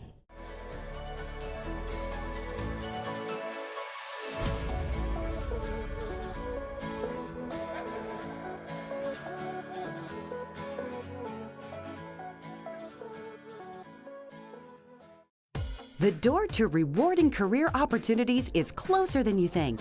All you have to do is open it. DMAC's Carroll campus is your gateway to in-demand, rewarding careers. You can even earn a 4-year degree on campus thanks to a partnership with UNI and Buena Vista University. It's all waiting for you at the DMAC Carroll campus. So open the door to a better life at DMAC in Carroll today.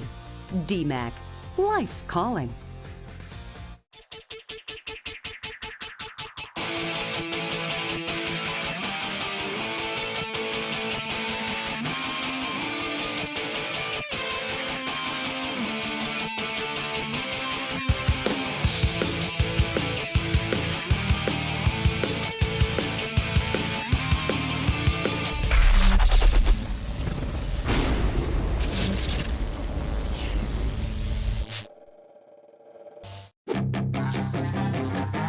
Local sports, local news, and local weather. We are Carroll Broadcasting, proud to serve Carroll and Western Iowa since 1950.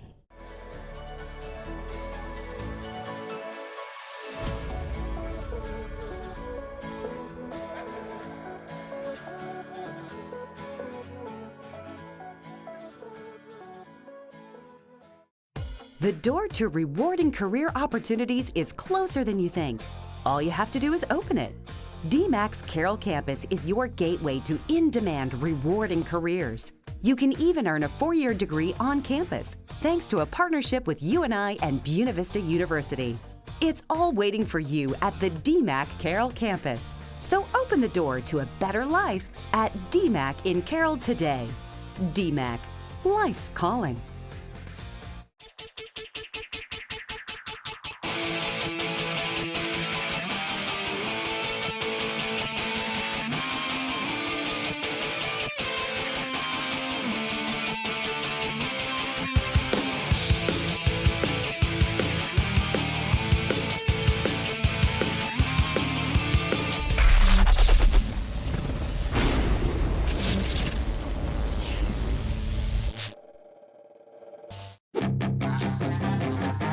Local sports, local news, and local weather. We are Carroll Broadcasting, proud to serve Carroll and Western Iowa since 1950.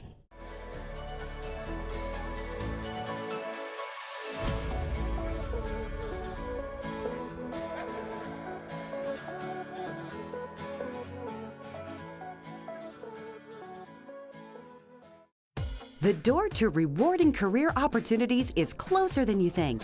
All you have to do is open it. DMAC's Carroll campus is your gateway to in-demand, rewarding careers. You can even earn a 4-year degree on campus thanks to a partnership with UNI and Buena Vista University. It's all waiting for you at the DMAC Carroll campus. So open the door to a better life at DMAC in Carroll today. DMAC, life's calling.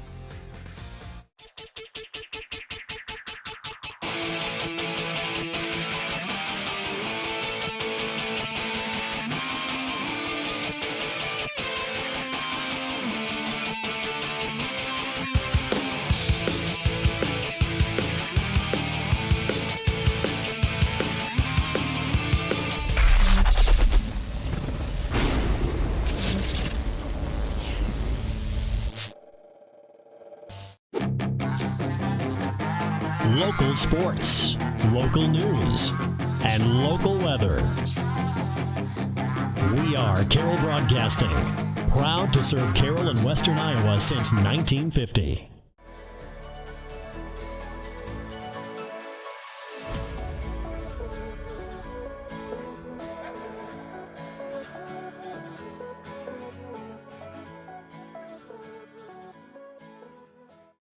The door to rewarding career opportunities is closer than you think. All you have to do is open it. DMAC's Carroll campus is your gateway to in-demand, rewarding careers. You can even earn a 4-year degree on campus, thanks to a partnership with UNI and Buena Vista University. It's all waiting for you at the DMAC Carroll campus. So open the door to a better life at DMAC in Carroll today. DMAC, life's calling.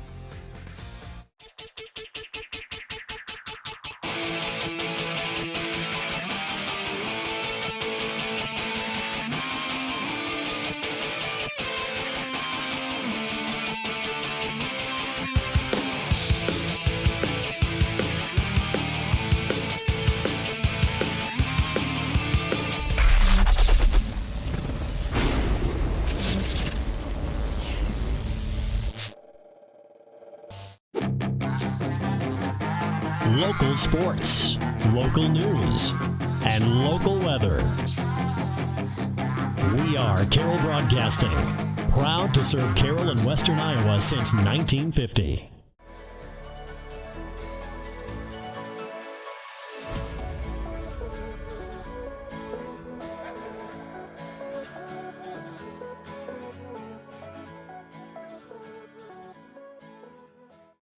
The door to rewarding career opportunities is closer than you think. All you have to do is open it. DMAC's Carroll campus is your gateway to in-demand, rewarding careers. You can even earn a 4-year degree on campus, thanks to a partnership with UNI and Buena Vista University. It's all waiting for you at the DMAC Carroll campus. So open the door to a better life at DMAC in Carroll today. DMAC, life's calling.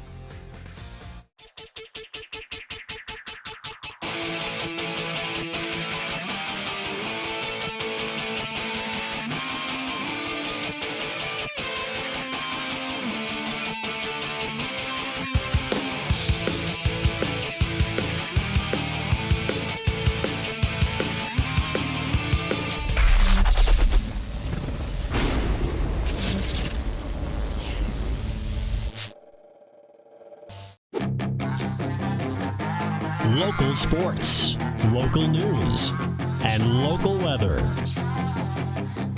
We are Carroll Broadcasting, proud to serve Carroll and Western Iowa since 1950.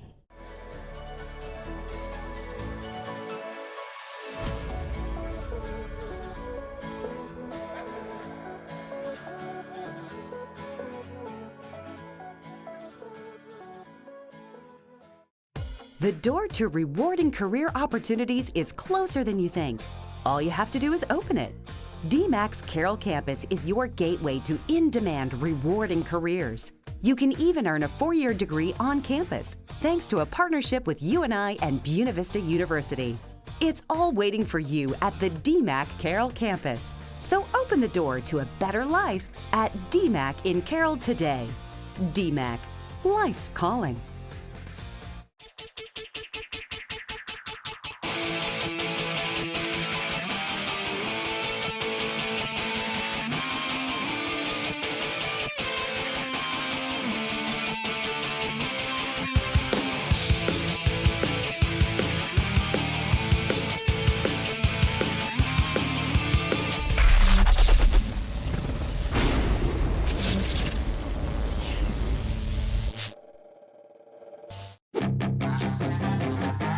Local sports, local news, and local weather.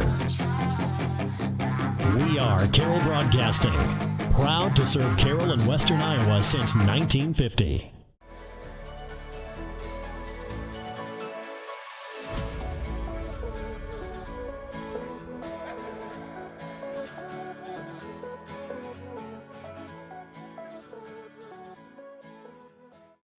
The door to rewarding career opportunities is closer than you think.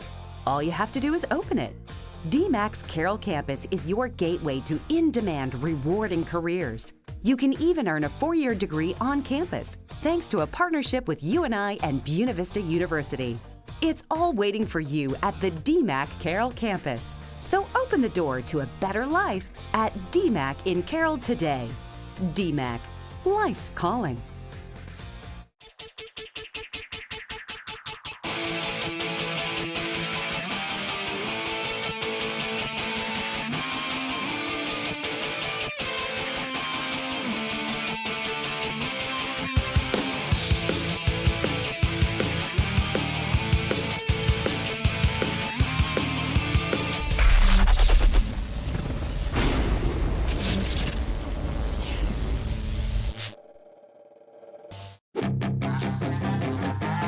Local sports, local news, and local weather. We are Carroll Broadcasting, proud to serve Carroll and Western Iowa since 1950.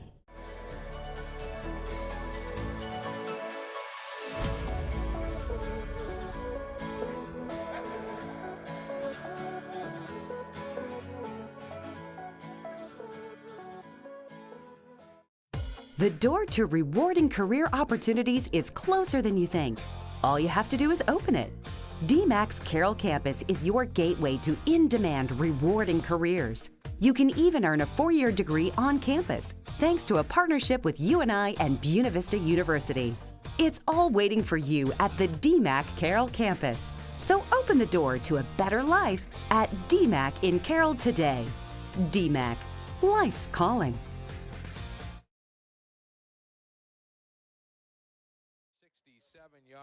69 of those yards were Herman. The 2 big sacks really put the negatives on the rushing there. I'll do it. And so Herman actually ran for more total yards than the team was credited for.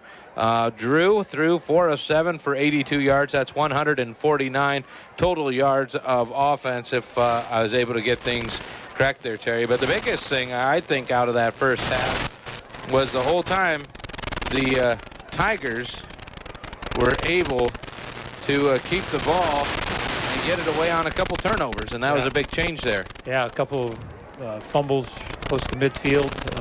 The Ballard, I don't know, Ballard's punted maybe about 3 or 4 times. Carroll's probably the same way, and unfortunately we weren't able to convert those turnovers into points, but it kept the Ballard offense from putting the ball in the end zone, and it did give us a chance here at the end of the half. At least attempt a field goal. Unfortunately, it was wide right. Now we're going to start the second half. We'll be kicking off, so defense will be out there first, and hopefully we can continue doing what we did here after that middle of the first quarter drive Ballard had, and get a 3-and-out or a turnover and turn the ball back over to our offense. And we'll see what some adjustments the both coaching staffs made at halftime. Well, that'll do it for the Roselle Mutual Insurance halftime show as we step away. Remember, Roselle Mutual Insurance committed to promoting today's youth will be tomorrow's future parents, leaders, and policyholders. For all your insurance needs, check out Roselle Mutual Insurance. Roselle Mutual goes the extra mile for our customers. Our fast, friendly service is sure to score extra points with you. We partner with Grinnell Mutual to provide a great defense for your home, auto, and business. Roselle Mutual is a proud supporter of all of our local athletes. Call us today at 792-4525 and join our team of customers for a source of quality and ensuring what's important to you. Roselle Mutual. What makes more sense? Keeping warm air in your home or constantly turning the heat up to be comfortable? Call Brinks Exteriors and keep the warm air in. Injectafoam is the best insulator between your home and the upcoming winter temperatures outside. Got an older home? No problem. Brinks Exteriors and Injectafoam will insulate your home like new. Call Brinks Exteriors for a free quote on Injectafoam and start your savings now. Just call Brinks Exteriors. 792-4045. Lows sit down to about 56. Tonight, under partly cloudy skies, northwest winds around 5 miles per hour. Chance for scattered rain showers. Tomorrow, highs around 74, cloudy skies. Overcast again. Tomorrow night, scattered thunderstorms likely, lows around 57. From the Weatherology Weather Center, I'm meteorologist Jennifer Wojcicki. See the full forecast and the Brinks Exteriors radar at 1380kcim.com. Currently, it's 66.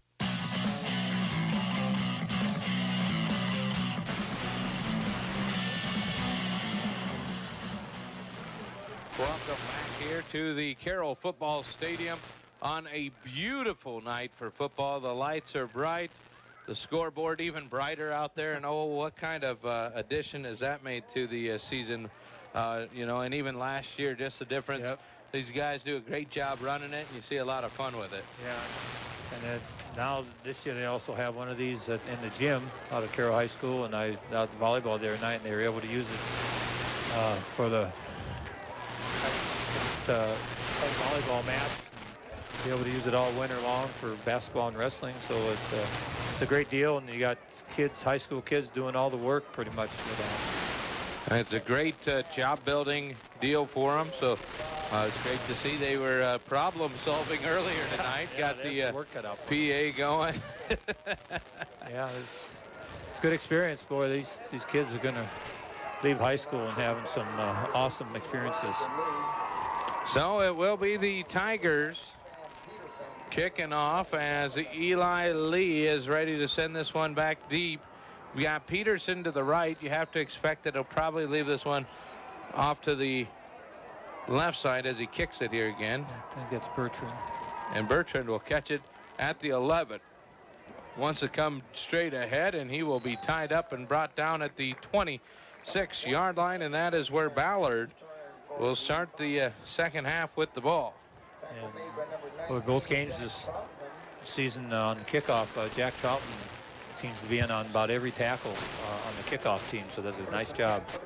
Thank you, sir. Hey, Pete Collison coming in, helping us out, getting some water for the radio guys. So thank you, Pete. You're even listening, huh? Well, now I got to do better. The boss is listening.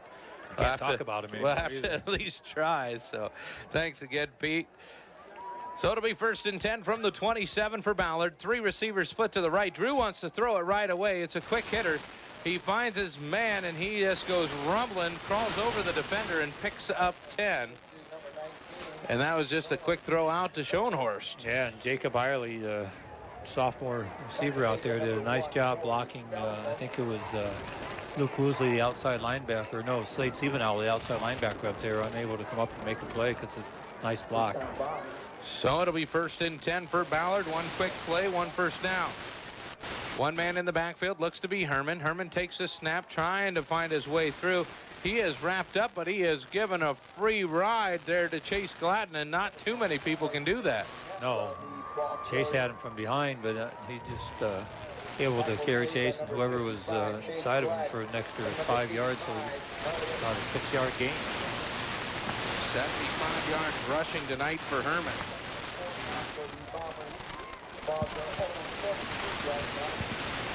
So that'll bring up a 2nd down and 4. Drew rolls out. Johnston trying to give chase. He turns in, takes a big hit, but he leaves this one out for Edwards. Doesn't go off with his fingertips. Boy, does Drew have a big arm. Yeah, he threw that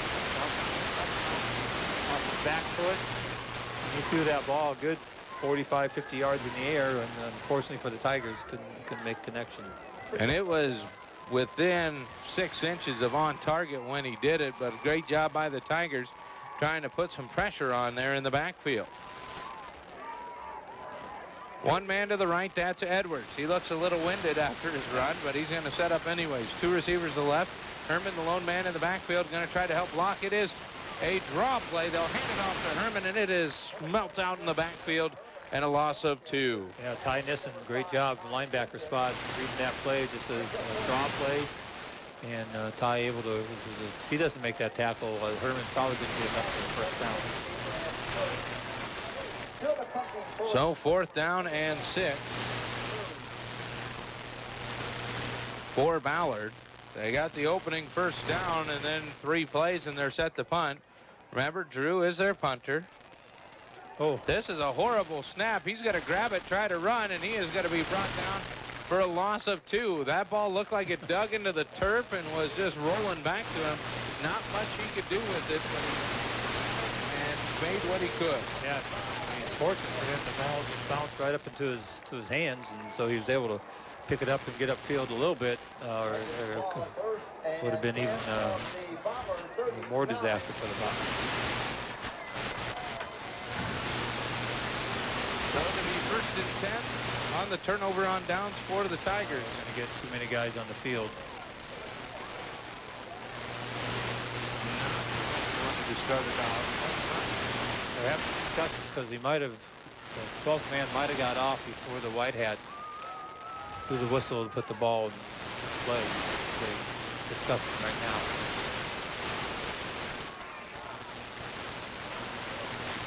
Or else they're wondering where they're going to have supper. This is a pretty long discussion. It is. Don't seem too happy about the way it's being. Now they're bringing in the... Now we'll bring in another one. We'll see what we can do here. Try and I don't know if we're going to get the buzz out of them. Call it. See what they call it. That will be the call. Another penalty for the Tigers.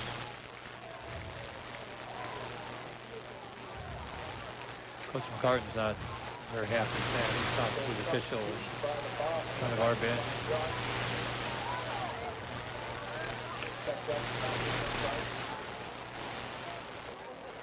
Now he sends in the offensive play, signs it in from the sideline.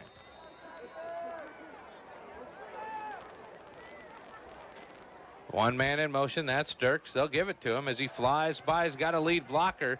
He's back to the original sticks, pushed out of bounds after a pickup of 7. Yeah, nice so play. 2 times ends around with Dirks. 2 times he got 8 and 7 yards. Yeah, good, nice job getting the edge sealed off and allowing Abraham to get around there. And he's got some, like I talked earlier, speed and quickness to get upfield, and got back to the original plus more. 2nd and 8 now for the Tigers.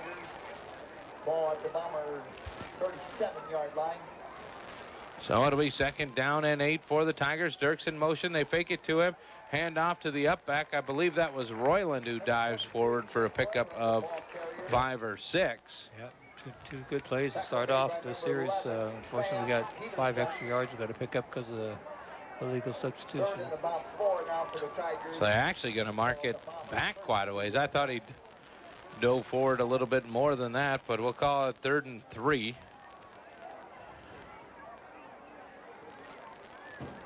For the Tigers. Royland stands in the backfield with Vincent. Feldman's wide right. Here's the motion again. They'll give it back to Royland. He's got a big seam, and he will dive forward and get the first down. Yeah. That thing opened up big, and he is inside the 25-yard line at the 23-yard line. So a pickup of 9 on that run. And whatever was discussed at halftime about this running game is the first 3 plays, any indication we've got some things ironed out and looking good. So 1st down and 10, ball on the 23 left side. They'll fake to Dirks, hand it back to Royland this time, coming back to the right side. He's only going to get 3 of those, but he'll bring up the 2nd down and 7. Yeah, just trap, fake the jet sweep to Dirks and run Royland back to the right side on trap with Chase Gladden kicking out the defensive end, but the linebackers were able to get there. So ball on the 20. Here's Dirks again trying to find the edge. He's got a lot of miles on him already here in the 2nd half, running these fake sweeps and the sweep, and it looks like he's going to get another 3 or 4 on this sweep. Yep. Again, Ballard did a better job pursuing that time, but able to get the edge sealed off just enough to get him upfield and get what he was able to get there. 3rd down and 4, ball on the 17-yard line. You know, they're setting it up where that's going to come by. Vincent's going to roll out, and somebody's going to be wide open out here in the flat. Might be right here. Here's Dirks in motion. Fake to him, give it to Royland. Royland off the tackle cut. He's into the 15-yard line and looks like he'll be a yard short. Tackle made by number 2, Mason. Long yard, almost 2 yards. So what are they bringing in a whole different personnel here? Yeah, it looks like they're going to try to kick this one. The 4th and 1, and the kicking staff back out there as Eli Lee gets a chance to try again. And this is right about the middle of the field. Can't line it up much better than that. Siebenthaler to hold it. Lee checks it out. Takes 2 steps to the left. 9 seconds on the play clock. Siebenthaler needs to stab it quick. Does so. It's a high snap. Gets it down. Lee sends this one low off the goal post and in. He skipped that one in. Sometimes it's better to be lucky than good, and he gets it through the uprights. And it's now 10-7 Tigers. You're listening to 1380. I am. Lights flickering, outlets not working, circuit breaker tripping, highest Cassia Grease Company.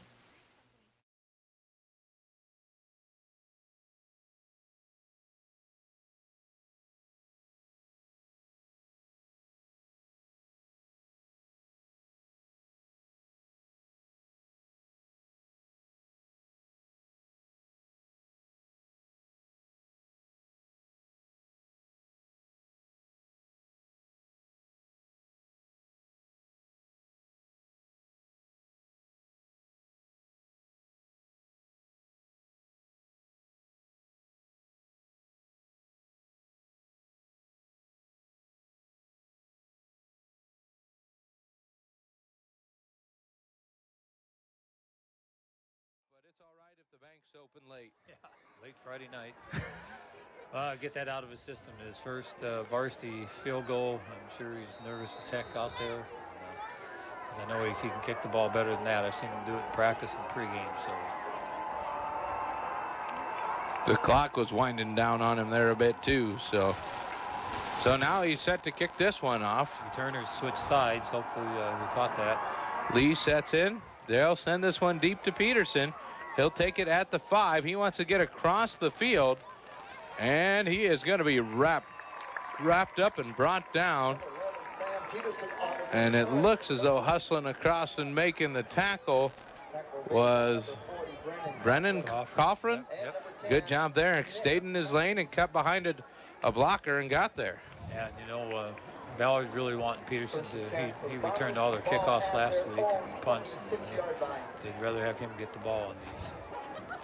So Ballard will start on the 26-yard line, 1st and 10, 3 receivers to the left. Looks like they're trying to reposition out there on the left side. They do. Drew fakes the pass, wants to run, but looked as though he wasn't quite sure if he wanted to do that either. As he just kind of hung out in the back, he falls forward. His 6-foot frame will get him a yard and a half, and he's a little bit shooken up. Yeah. Wow, look at him. He's taking a beating here tonight. Coaching staff for Ballard out to visit with him as he gets credit for a 1-yard run on the play. Defense thinks they can come off, but I don't think the officials can let him. There hasn't been any.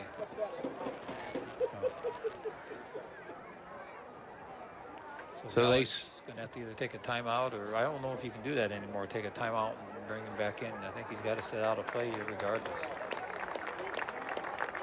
So a good round of applause from all the fans here as Drew gets off the field. And it doesn't look like they're in a hurry to bring him back. Like something not quite right, whether it's that left hand that he's holding gingerly, or, you know, you get in the bottom of one of those piles, it's not so fun. Yeah, sophomore quarterback now. I don't know if he's the brother of the running back, Herman.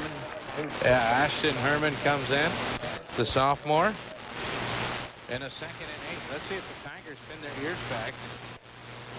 Herman in the backfield. They're going to hand off to Peterson, and Peterson has no place to go. He's going to lose 4 on the play, trying the end around. Yeah, and you think Ballard's not going to be too much of a hurry to put too much on the sophomore quarterback. Just trying to not turn the ball over and get a punt off and let the defense do some work. So it'll be 3rd down and 12. Nessa stands back with Herman. The new quarterback tells him something. Ashton looks at the defense. It's a 4-man zone. He'll drop back looking to pass. He'll back way up, and he is going to be sacked at the 6-yard line. He just kept backing up. You thought he was just going to try to unload it, but he is going to get sacked by Johnson. And they're kind enough to mark this one out at the 8-yard line. That was like he started to throw the screen the way he backed up it so fast. But there was not a screen, and if he was going to throw it downfield, he was going to throw it a long ways as far as he backed it. Sometimes you think you just run from it, it'll be better. But yeah, now they don't have a punter either. Right. So a new punter after some problems. This one's got some problems. The ball's in the end zone. It's loose. Did they get it before it went out of bounds? Did they recover it? There's a touchdown. 3 fumbles today for Ballard, and that one turns into points. Looks like Jack Troutman is the guy who picked it up, able to fall on it in the end zone. Point after number 18, Elijah Lee. So here comes Elijah Lee to kick again. This one from the 10-yard line. The punting game's been the snapping game has been kind of an issue for Ballard here tonight. This snap's good. This kick's good. That was a lot better than the field goal attempt as he smokes it through at 5:23, and it's 17-7. Tigers on top of Ballard. You're listening to Football Friday Night on 1380 and 90.1 KCRM. Your hometown Napa store not only offers you a large inventory of parts for autos, trucks, RVs, farm equipment, heavy-duty trucks, and small engines. Napa also offers you a complete machine shop service, hydraulic hoses, mixing for auto paints, and auto glass and windshield service. So whether it's replacement parts for under the hood or fun accessories for your exterior, make it a point to stop in and see what parts may fit your needs. Napa, because there are no unimportant parts. Highway 30 West in Carroll. Napa, your locally owned and operated parts store.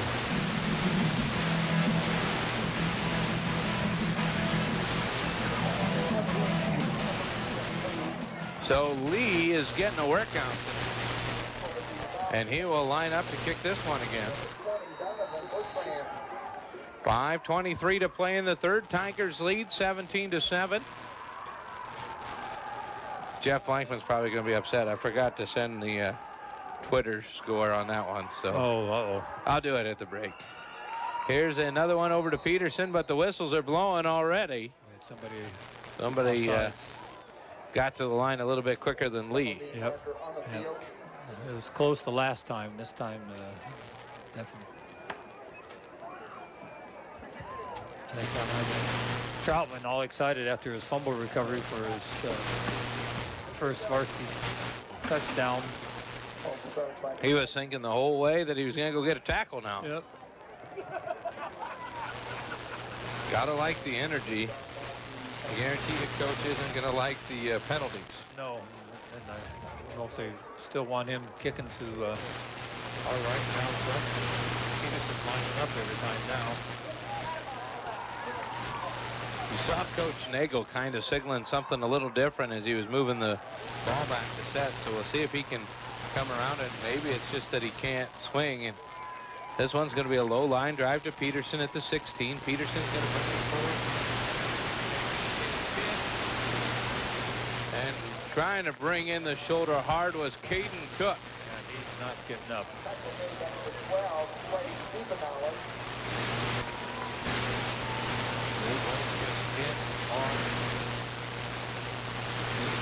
They both kind of saw it coming.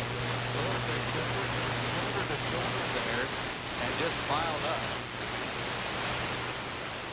It does look like Drew comes back out the quarterback.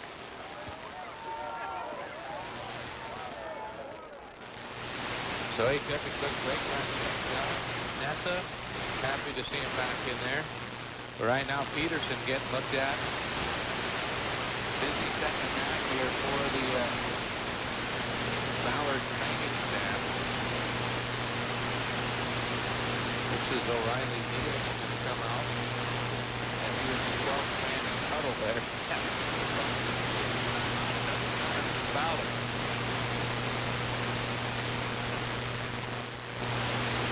So they're checking things over here on Peterson. Don't know if he got wrapped up and twisted up. They're kind of rubbing that right leg. He's got some movement in his arms and grabbing his helmet, so that's a good sign. Yeah. But this is a Tiger defense and a Tiger special team so far that it looks as though maybe the call came out from halftime. If you guys are ready to pop some pads or something, and I mean they decided to bring the lumber. Yeah, he's walking pretty gingerly off there, but yeah, we really put some hits on the, take away the first play of the half. Ballard got a first down on, and then after that we pretty much have stuffed him. And then like the bad snap and the punt and new punter, and so now we'll see sometimes just having that little break and give a team momentum back, and take away the momentum the Tigers had built, because everybody was pretty excited. So the captain back on the field, Drew in the backfield. To his left, I can't tell if that's Nessa or Herman. I'll tell you if he hands it to him. Both built kind of similar, wearing the same style number. Here Drew rolls out to the right side.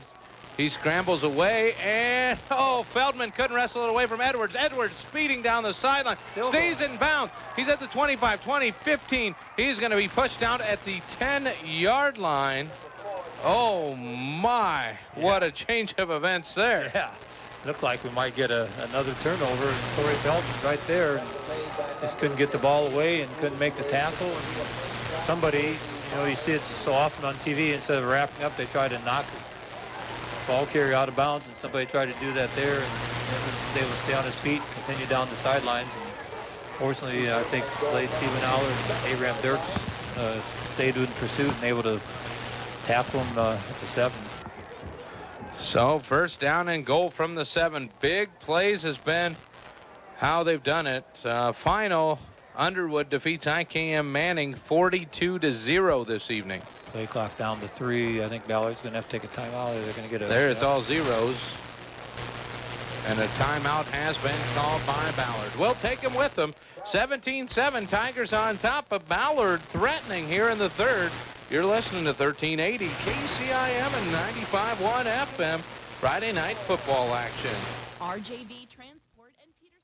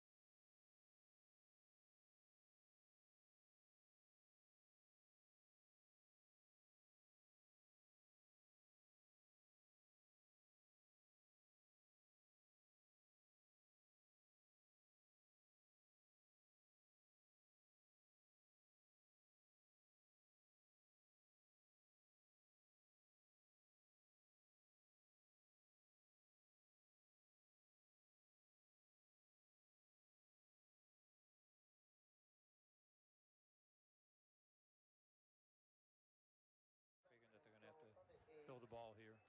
Coffrin was just up with his up on the scoreboard there. He seemed a little bit wound up when they took his video. Yeah. 4 minutes to play here in the third quarter. Drew back in at quarterback for Ballard, takes the snap, rolls to the right side. He's going to have to stay in the pocket, throws this one up to his man who cannot hold on to it.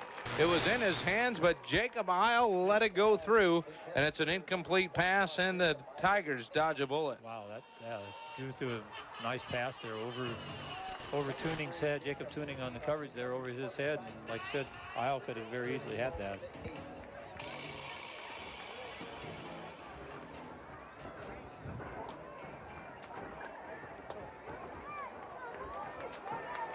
So third down and goal from the 8. Edwards to the right side. They'll send another man that way. That's Isle. He's going to cut out to the corner. Drew has to be flushed out of the corner. He finds Edwards into the end zone. Touchdown, Ballard. 8-yard touchdown pass. Yeah, Edwards obviously is his go-to man when he needs a pass to be completed. That's his guy he goes to. They've been on the money a lot of times tonight, and we just have a hard time guarding him. Drew to Edwards.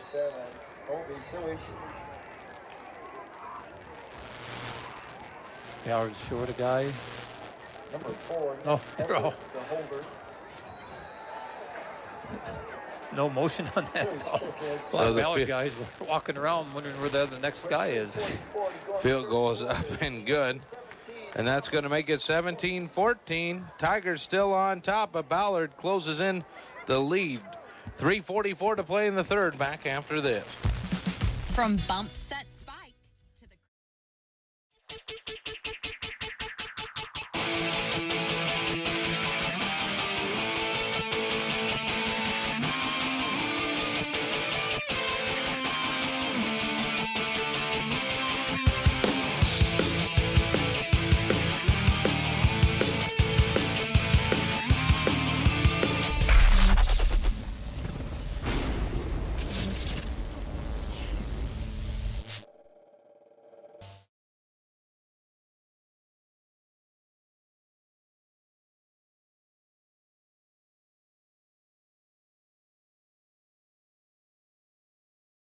Mackey Motors scoreboard show is coming up right after our Mackey Motors post-game show here on 1380 KCIM. So we'll get you to that after the conclusion of this contest.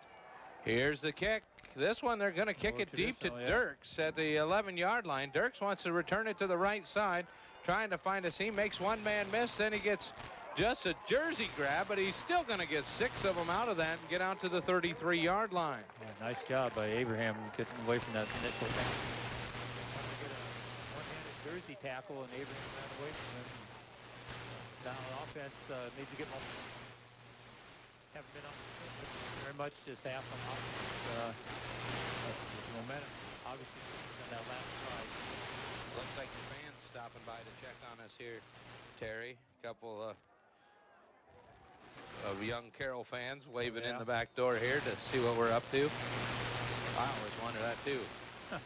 Here's a run over the right side and diving forward, trying to get everything he could with Cade Shable. And he's going to pick up about 300. Yeah, not much there, but Cade did a nice job getting upfield and getting what he could. I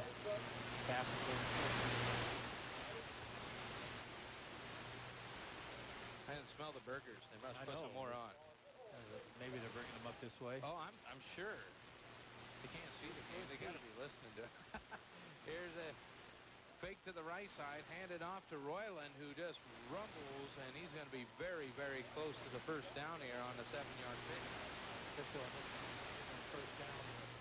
Jacob doesn't have too many moves. He just goes straight ahead. And when you go to tackle him, he just lowers his shoulder and says, let's see what we can do. Yeah, that's a nice play. So it'll be 1st and 10 from the 44. Ball on the right hash.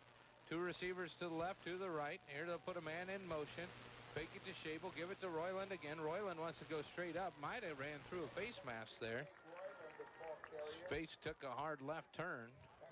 But he's going to get 4 yards out of the carry. And twice in a row ran the same play, once one way and the other. You send one of the slot backs in motion, and then on the play, the other slot back pulls and leads up to the hole for Royland. I think Shable or Dirks can throw it very well. Set up one of those type of a plays, you know. Here's the fake to Shable, and this time they'll hand it back to Nealon. Uh-oh. The ball's dead. Oh, Mitchell Owens said, I can score. So a 2-yard pickup there from Nealon's going to bring up a 3rd down and about 5. Yeah, nice to pick this up, keep the ball, and hopefully get the momentum back to our side.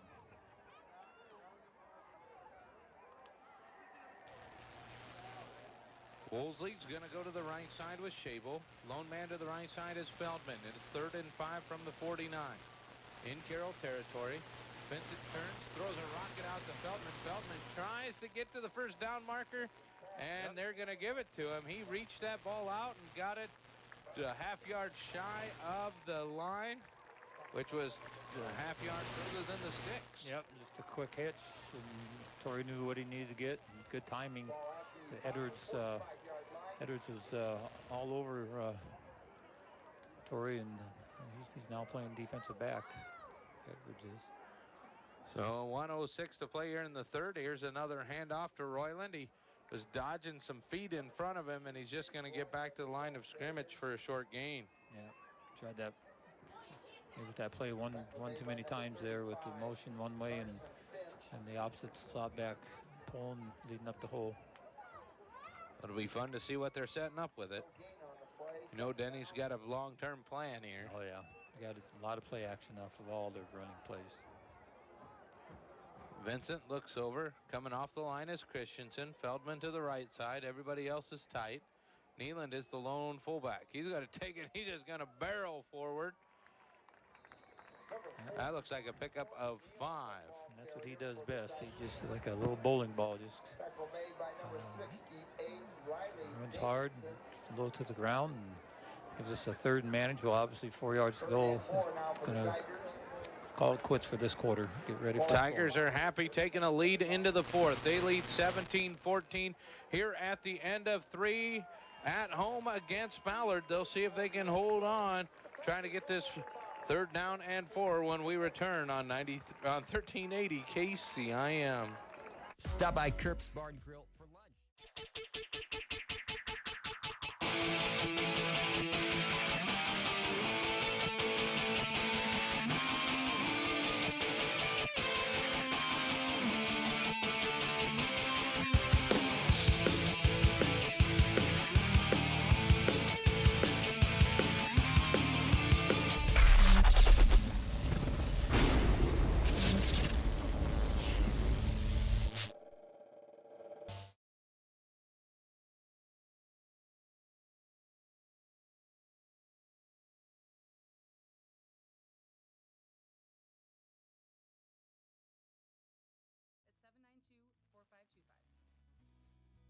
Ensuring what's important to you, Roselle Mutual.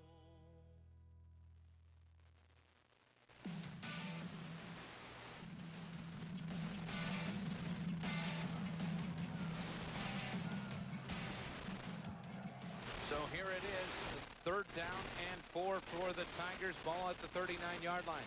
Vincent's going to drop back, looks right, throws the quick hitch, and that one is broken up.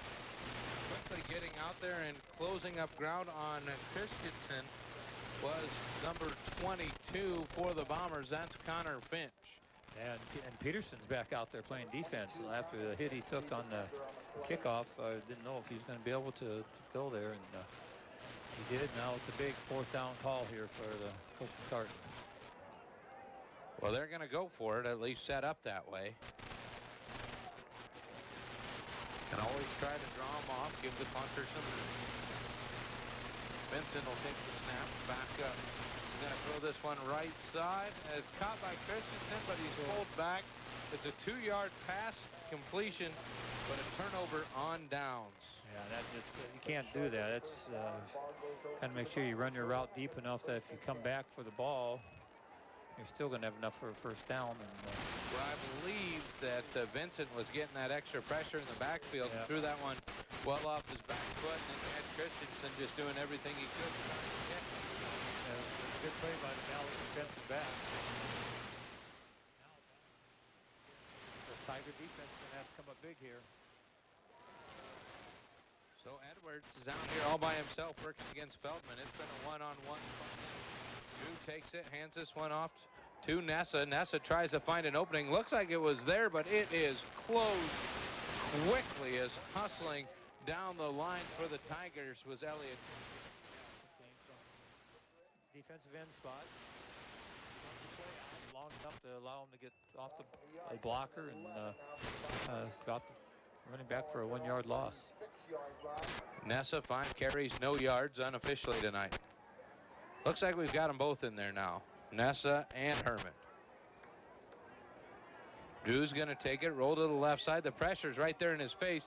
He's going to air this one out, and it is 7 yards over anybody else. But he just let that one go because everybody was right there visiting with him. Yeah, and he was rolling to his left there. That shows you how strong arm he's got, going to his left and pretty much just throwing the ball off his back foot. And good coverage that time by, I think that was Woosley up top, covering man for man.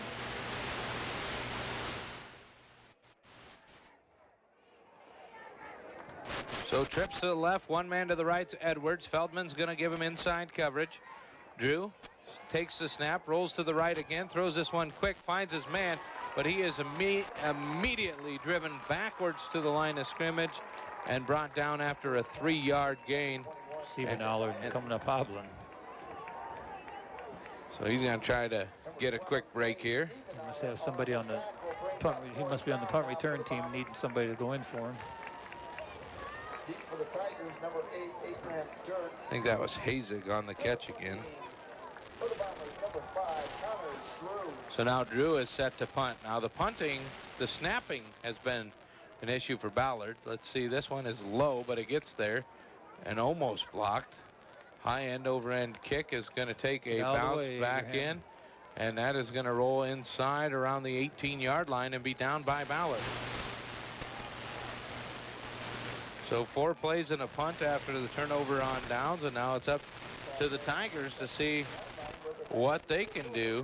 Nice to put together a long drive, eat up clock here, and get one in the end zone to give a little more breathing room here. It's going to have to take care of the ball, obviously, first of all, and then get some first downs. Have had a solid night.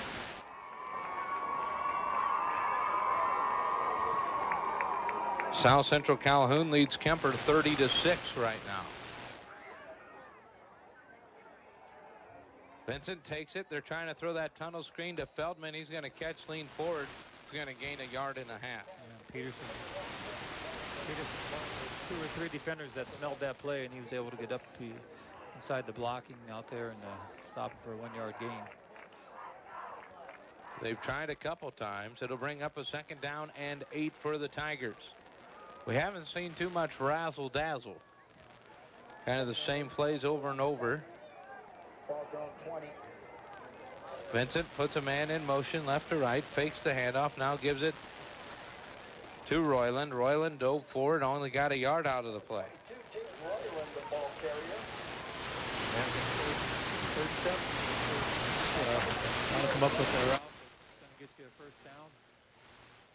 Remember, after the game, we'll announce the player of the game, brought to you by Motorin of Carroll, your premier Toyota, Chevy, and Buick dealership for everything sales, service, parts, and collision. Vincent stands in the backfield. Royland to his right, 2 receivers to the right. Here's a quick throw out to Woolsey. He's going to try to dive for it. He's going to be 1 yard short. On the catch is a 5-yard pickup, but a great job defensively by Finch to just wrap him up and drop him. Yard more. He's been there, and it's too much to go for it. Last week we did run a fake punt and missed into a pass to Slade Stevenauer for a first down, but I'm sure Ballard players reminded of that all week, watching film on it. Was it mine in your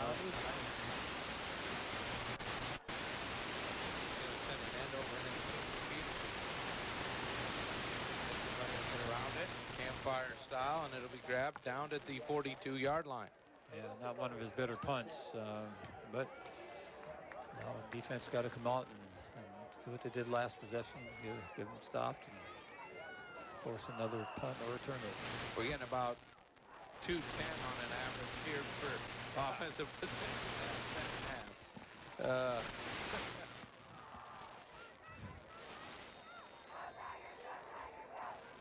Tigers scored first, 7-0. Then Ballard answered to make it 7-7. Missed field goal at half put us there at 7-7. Then a field goal early on in the 3rd quarter made it 10-7. Offsides. Yep. Here's a quick pass down the middle, and that one is dropped by Schoenhorst. He had gotten the cut off of his hands, And he's going to sprint back and tell Drew, I'm sorry. Yeah, we're going to make a switch defend. This official on this side was ready. I thought he was going to throw. Looked like Elliot Tidgren might have been lined up off sides, and the official just about took his hanky out to throw it, but Elliot backed off just in time.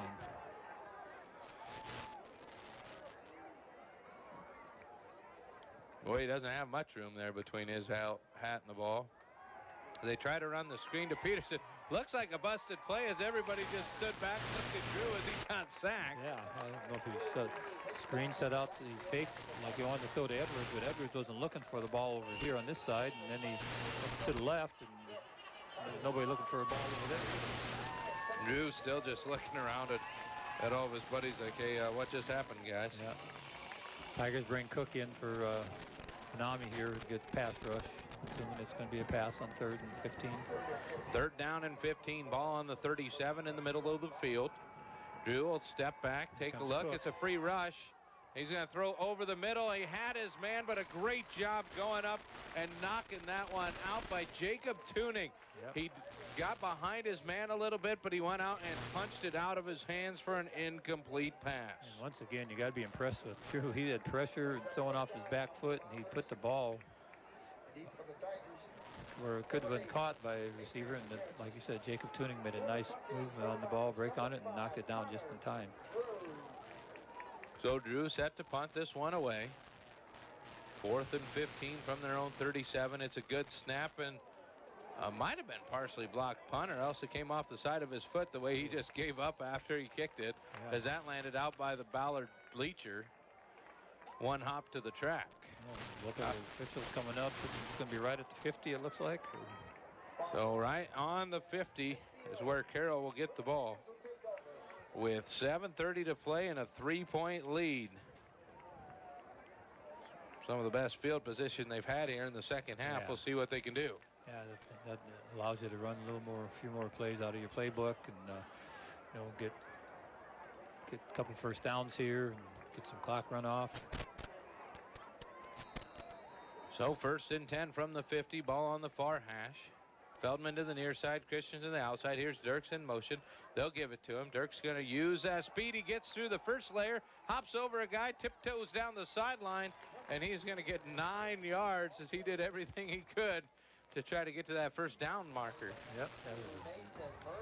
The way you want to run your first down play. I guess the only negative you'd say on there is that he ended up having get tackled out of bounds to stop the clock, but we'll take a 2nd and 1 play.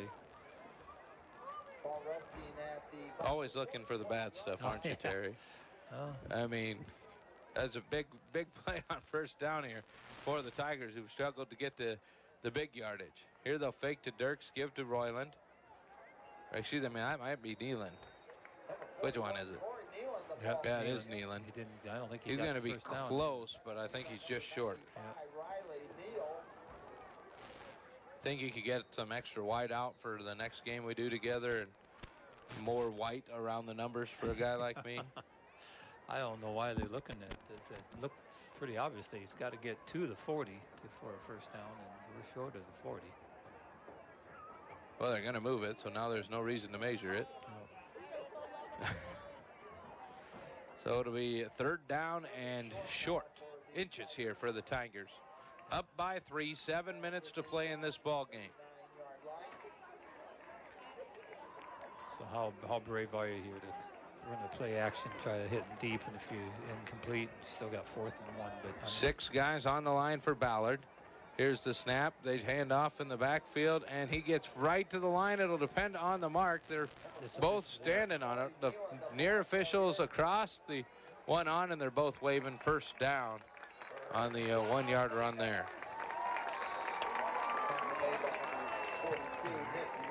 So that'll make it 1st and 10 from the 40. I mean, they got 3 plays. They got exactly 10 yards. They didn't get any more. I thought he got across the 40, but they're not giving it to him. We got company. Oh, yeah, Cicada making its way in. Well, it's not going to get through there, but stopping by. See a good game here. 6:20 to play. Tigers 1st and 10 from the 40. I formation again. Johnston's going to take the first Handoff, dives forward. That's 2 yards, just straight up the middle, and tying him up was Riley Need. Johnston, the ball carrier. Tackle made by number 95, Riley Looks like we're staying in that formation, and which obviously is predominantly a running formation.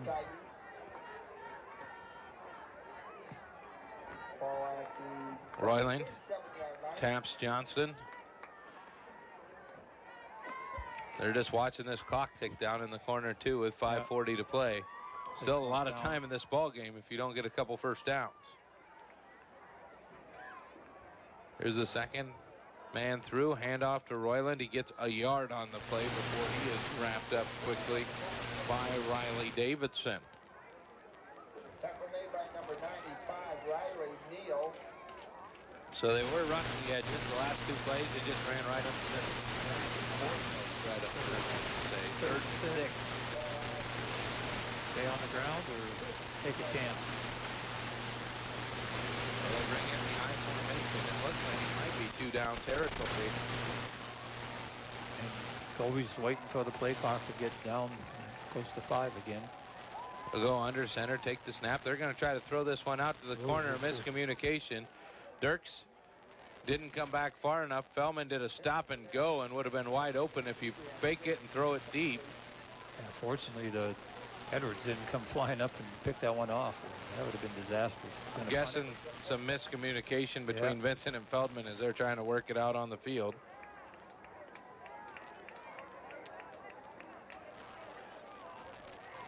So 4th and 6, looks like it'll be a punt. Used up about 3 minutes, but we had an incompletion there that stops the clock. Well, Nissen is going to punt this one away. Peterson stands back, and we call timeout. Timeout called by the Tigers. Looks like they're short a guy again. Somebody's not getting the counts quite right. Yeah, I don't know if we had somebody injured and had to put substitute on the field for him, but 4:48 remains in this ball game. It's 17-14. Carroll on top of Ballard here at the Carroll Athletic Stadium. And it's 4th and 6 for the Tigers. The punt team was out there. Looks as though the special team's going to be talking things over. How nice would it be to drop this one right in the corner and make them have to worry about 99 yards or finding a way in there a little faster? Yeah, you don't kick them in the end zone's okay, but you only going to pick up 16 yards. 20. You definitely want to kick it away from Peterson. Standing near his 50. If you kick one like last time towards that right corner. Ooh, it's a high snap, but he finds it. Nice little low kick.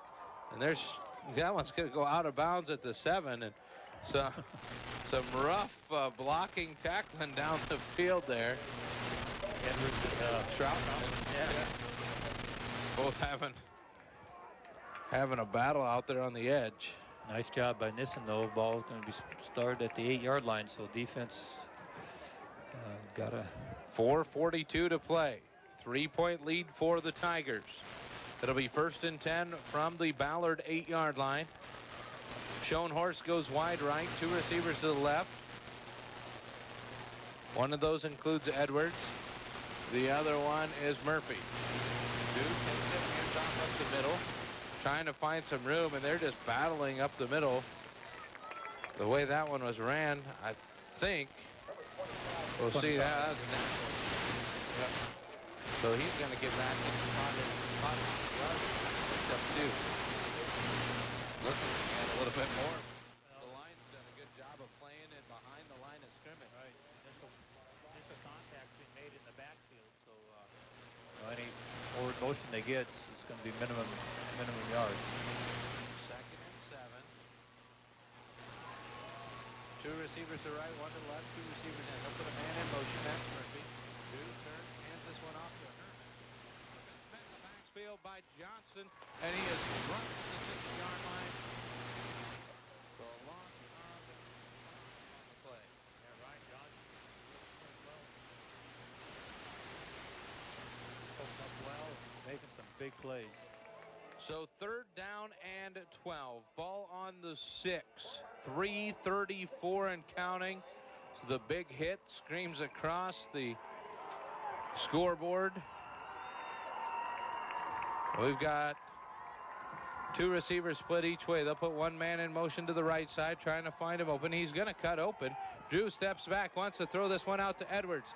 Edwards has it on the big catch. He barely saw it come into his hands, and he is going to be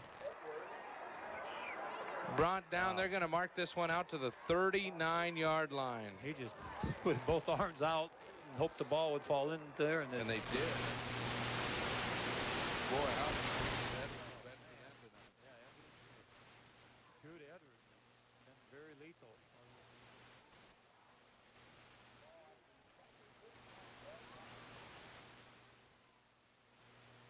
Not like last year's game.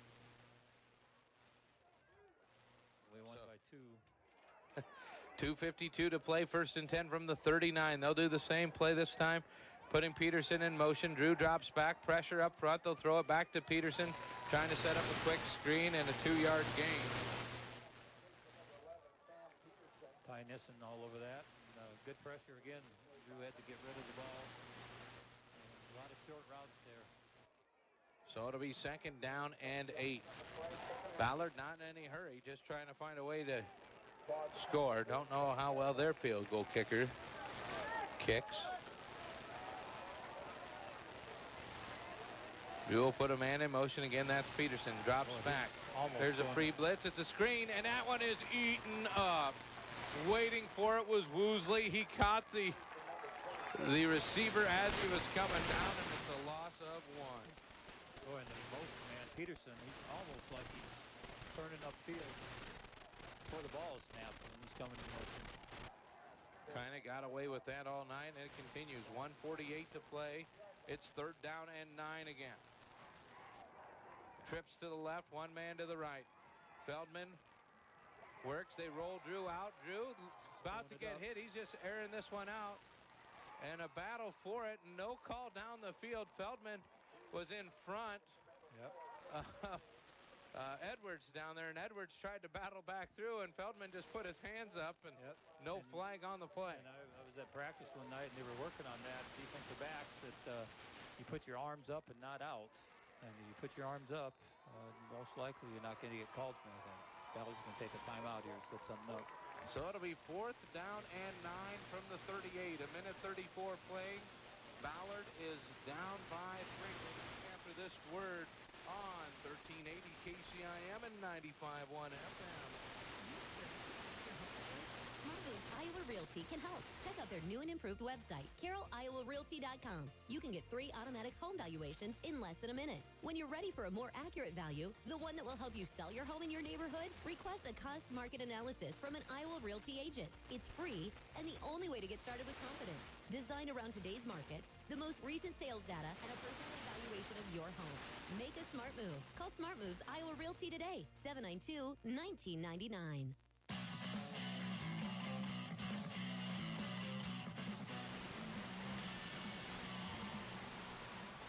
Well, Ballard, a chance to draw something up. It is 4th and 9. They hurry to the line. Ball is set. 3 receivers to the left, 1 to the right. Drew in the backfield with Nessa. Here comes the blitz from the Tigers. Nessa has to pick it up. Drew is getting hit. He throws it as he's going down, and that one is incomplete. What a great job. Pressure up the inside, and is that 25 Nate? Or Caden Cook. Caden Cook there just hanging on him. And he just couldn't step into a throw, tried to get it to his man. That would have been very close to a first down. And what a job by the defense here tonight. The Tigers actually brought in Cook and Abraham Dirks as interior linemen, and then stunted Brennan Kaufman up the middle, and too much quickness with Ballard linemen. So, Ballard has 1 timeout with 1:27 clock. Did not have it. Tigers share the ball.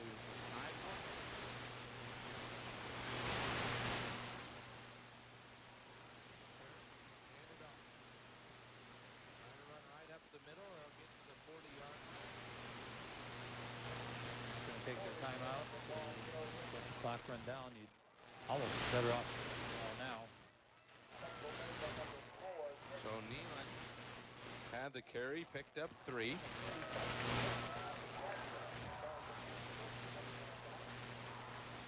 Well, now Ballard took his last time out.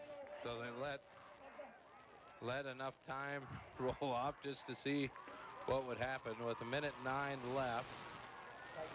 Not very good at math, but that's 69 seconds, and you get 80 seconds between 2 plays. Yeah. That's a ball game. Yeah, you don't have. All you got to do is make 2 clean snaps, step back, put the knee to the ground, and the Tigers can walk out of here with a victory. Seems to be times where you hand the ball off, it happens, and you don't need to. I mean, it's been a fun one here tonight, a back and forth battle. Both teams struggling with 3 and outs. Ballard, they're that home run team this season. If they can get the big plays, and they found ways to do it. Yeah, Edwards is special, and Drew just he's so big and strong that even with pressure, You know, you look at the size of this football team, there's a lot of guys 6'3" to 6'6" on it. Probably going to have a decent basketball season. Yeah, they should be really good in basketball. They're going to turn and hand it off again, this time to Johnson, but there was a flag on the play. No motion on us. We just can't stay away from that. 55 penalty yards against the Tigers. So do you take the penalty if you're Ballard, because then it gives us an extra down. If you don't take the penalty, it makes it 3rd down. But I don't know. Well, they took the penalty. Yeah, so it stays 2nd down. 4 seconds came off the clock. There's some changes. The clock should start on the whistle. Well, it was after a timeout, so it won't start. Yeah.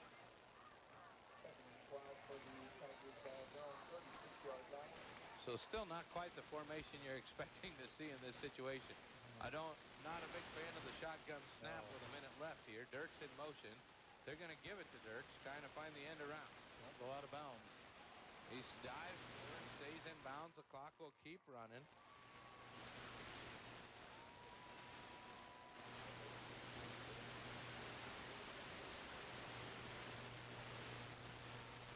So that'll bring up a 3rd down. 28 seconds on the play clock. 46 on the game clock. So you snap it, knee it, watch the clock run out. Yeah.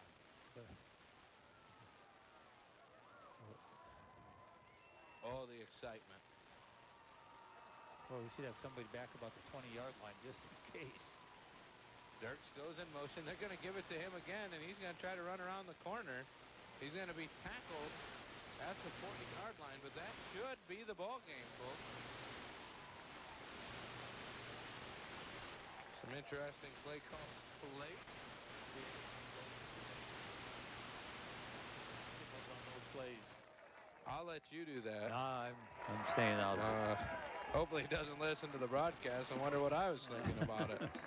But the Tigers victorious 17-14. Hold on to get the W over Ballard in what was an exciting game here at the Carroll Football Stadium. We'll step away. The post-game show's coming up next. It's courtesy of Mackey Motors. Find new roads. Mackey Motors has been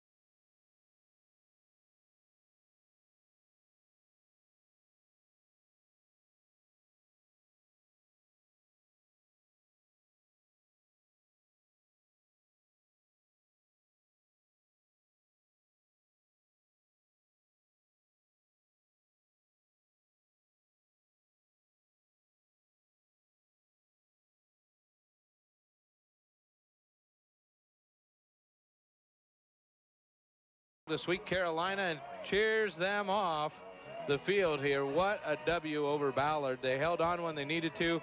Big play, actually a special teams play. Troutman jumps on the loose ball in the end zone after Drew had got knocked out. I mean, a lot of things made that play happen. Yeah. Otherwise, this game could be sitting the other way. Yeah, and forced them to come out with the win because offensively we really, especially second half, struggled to get anything going consistently.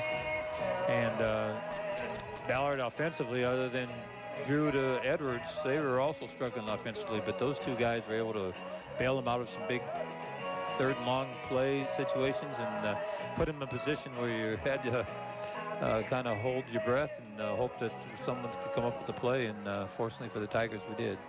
Of course, all stats unofficial is kept by me during the ball game, but here's how I have it finishing up.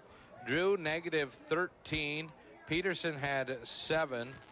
Then you had 76 by Herman and 2 by Nessa. So 72 total offensive rushing yards for Ballard on 35 carries. It was the big passing game. They threw for 207 yards unofficially there. 9 of 18 for 279 total offensive yards.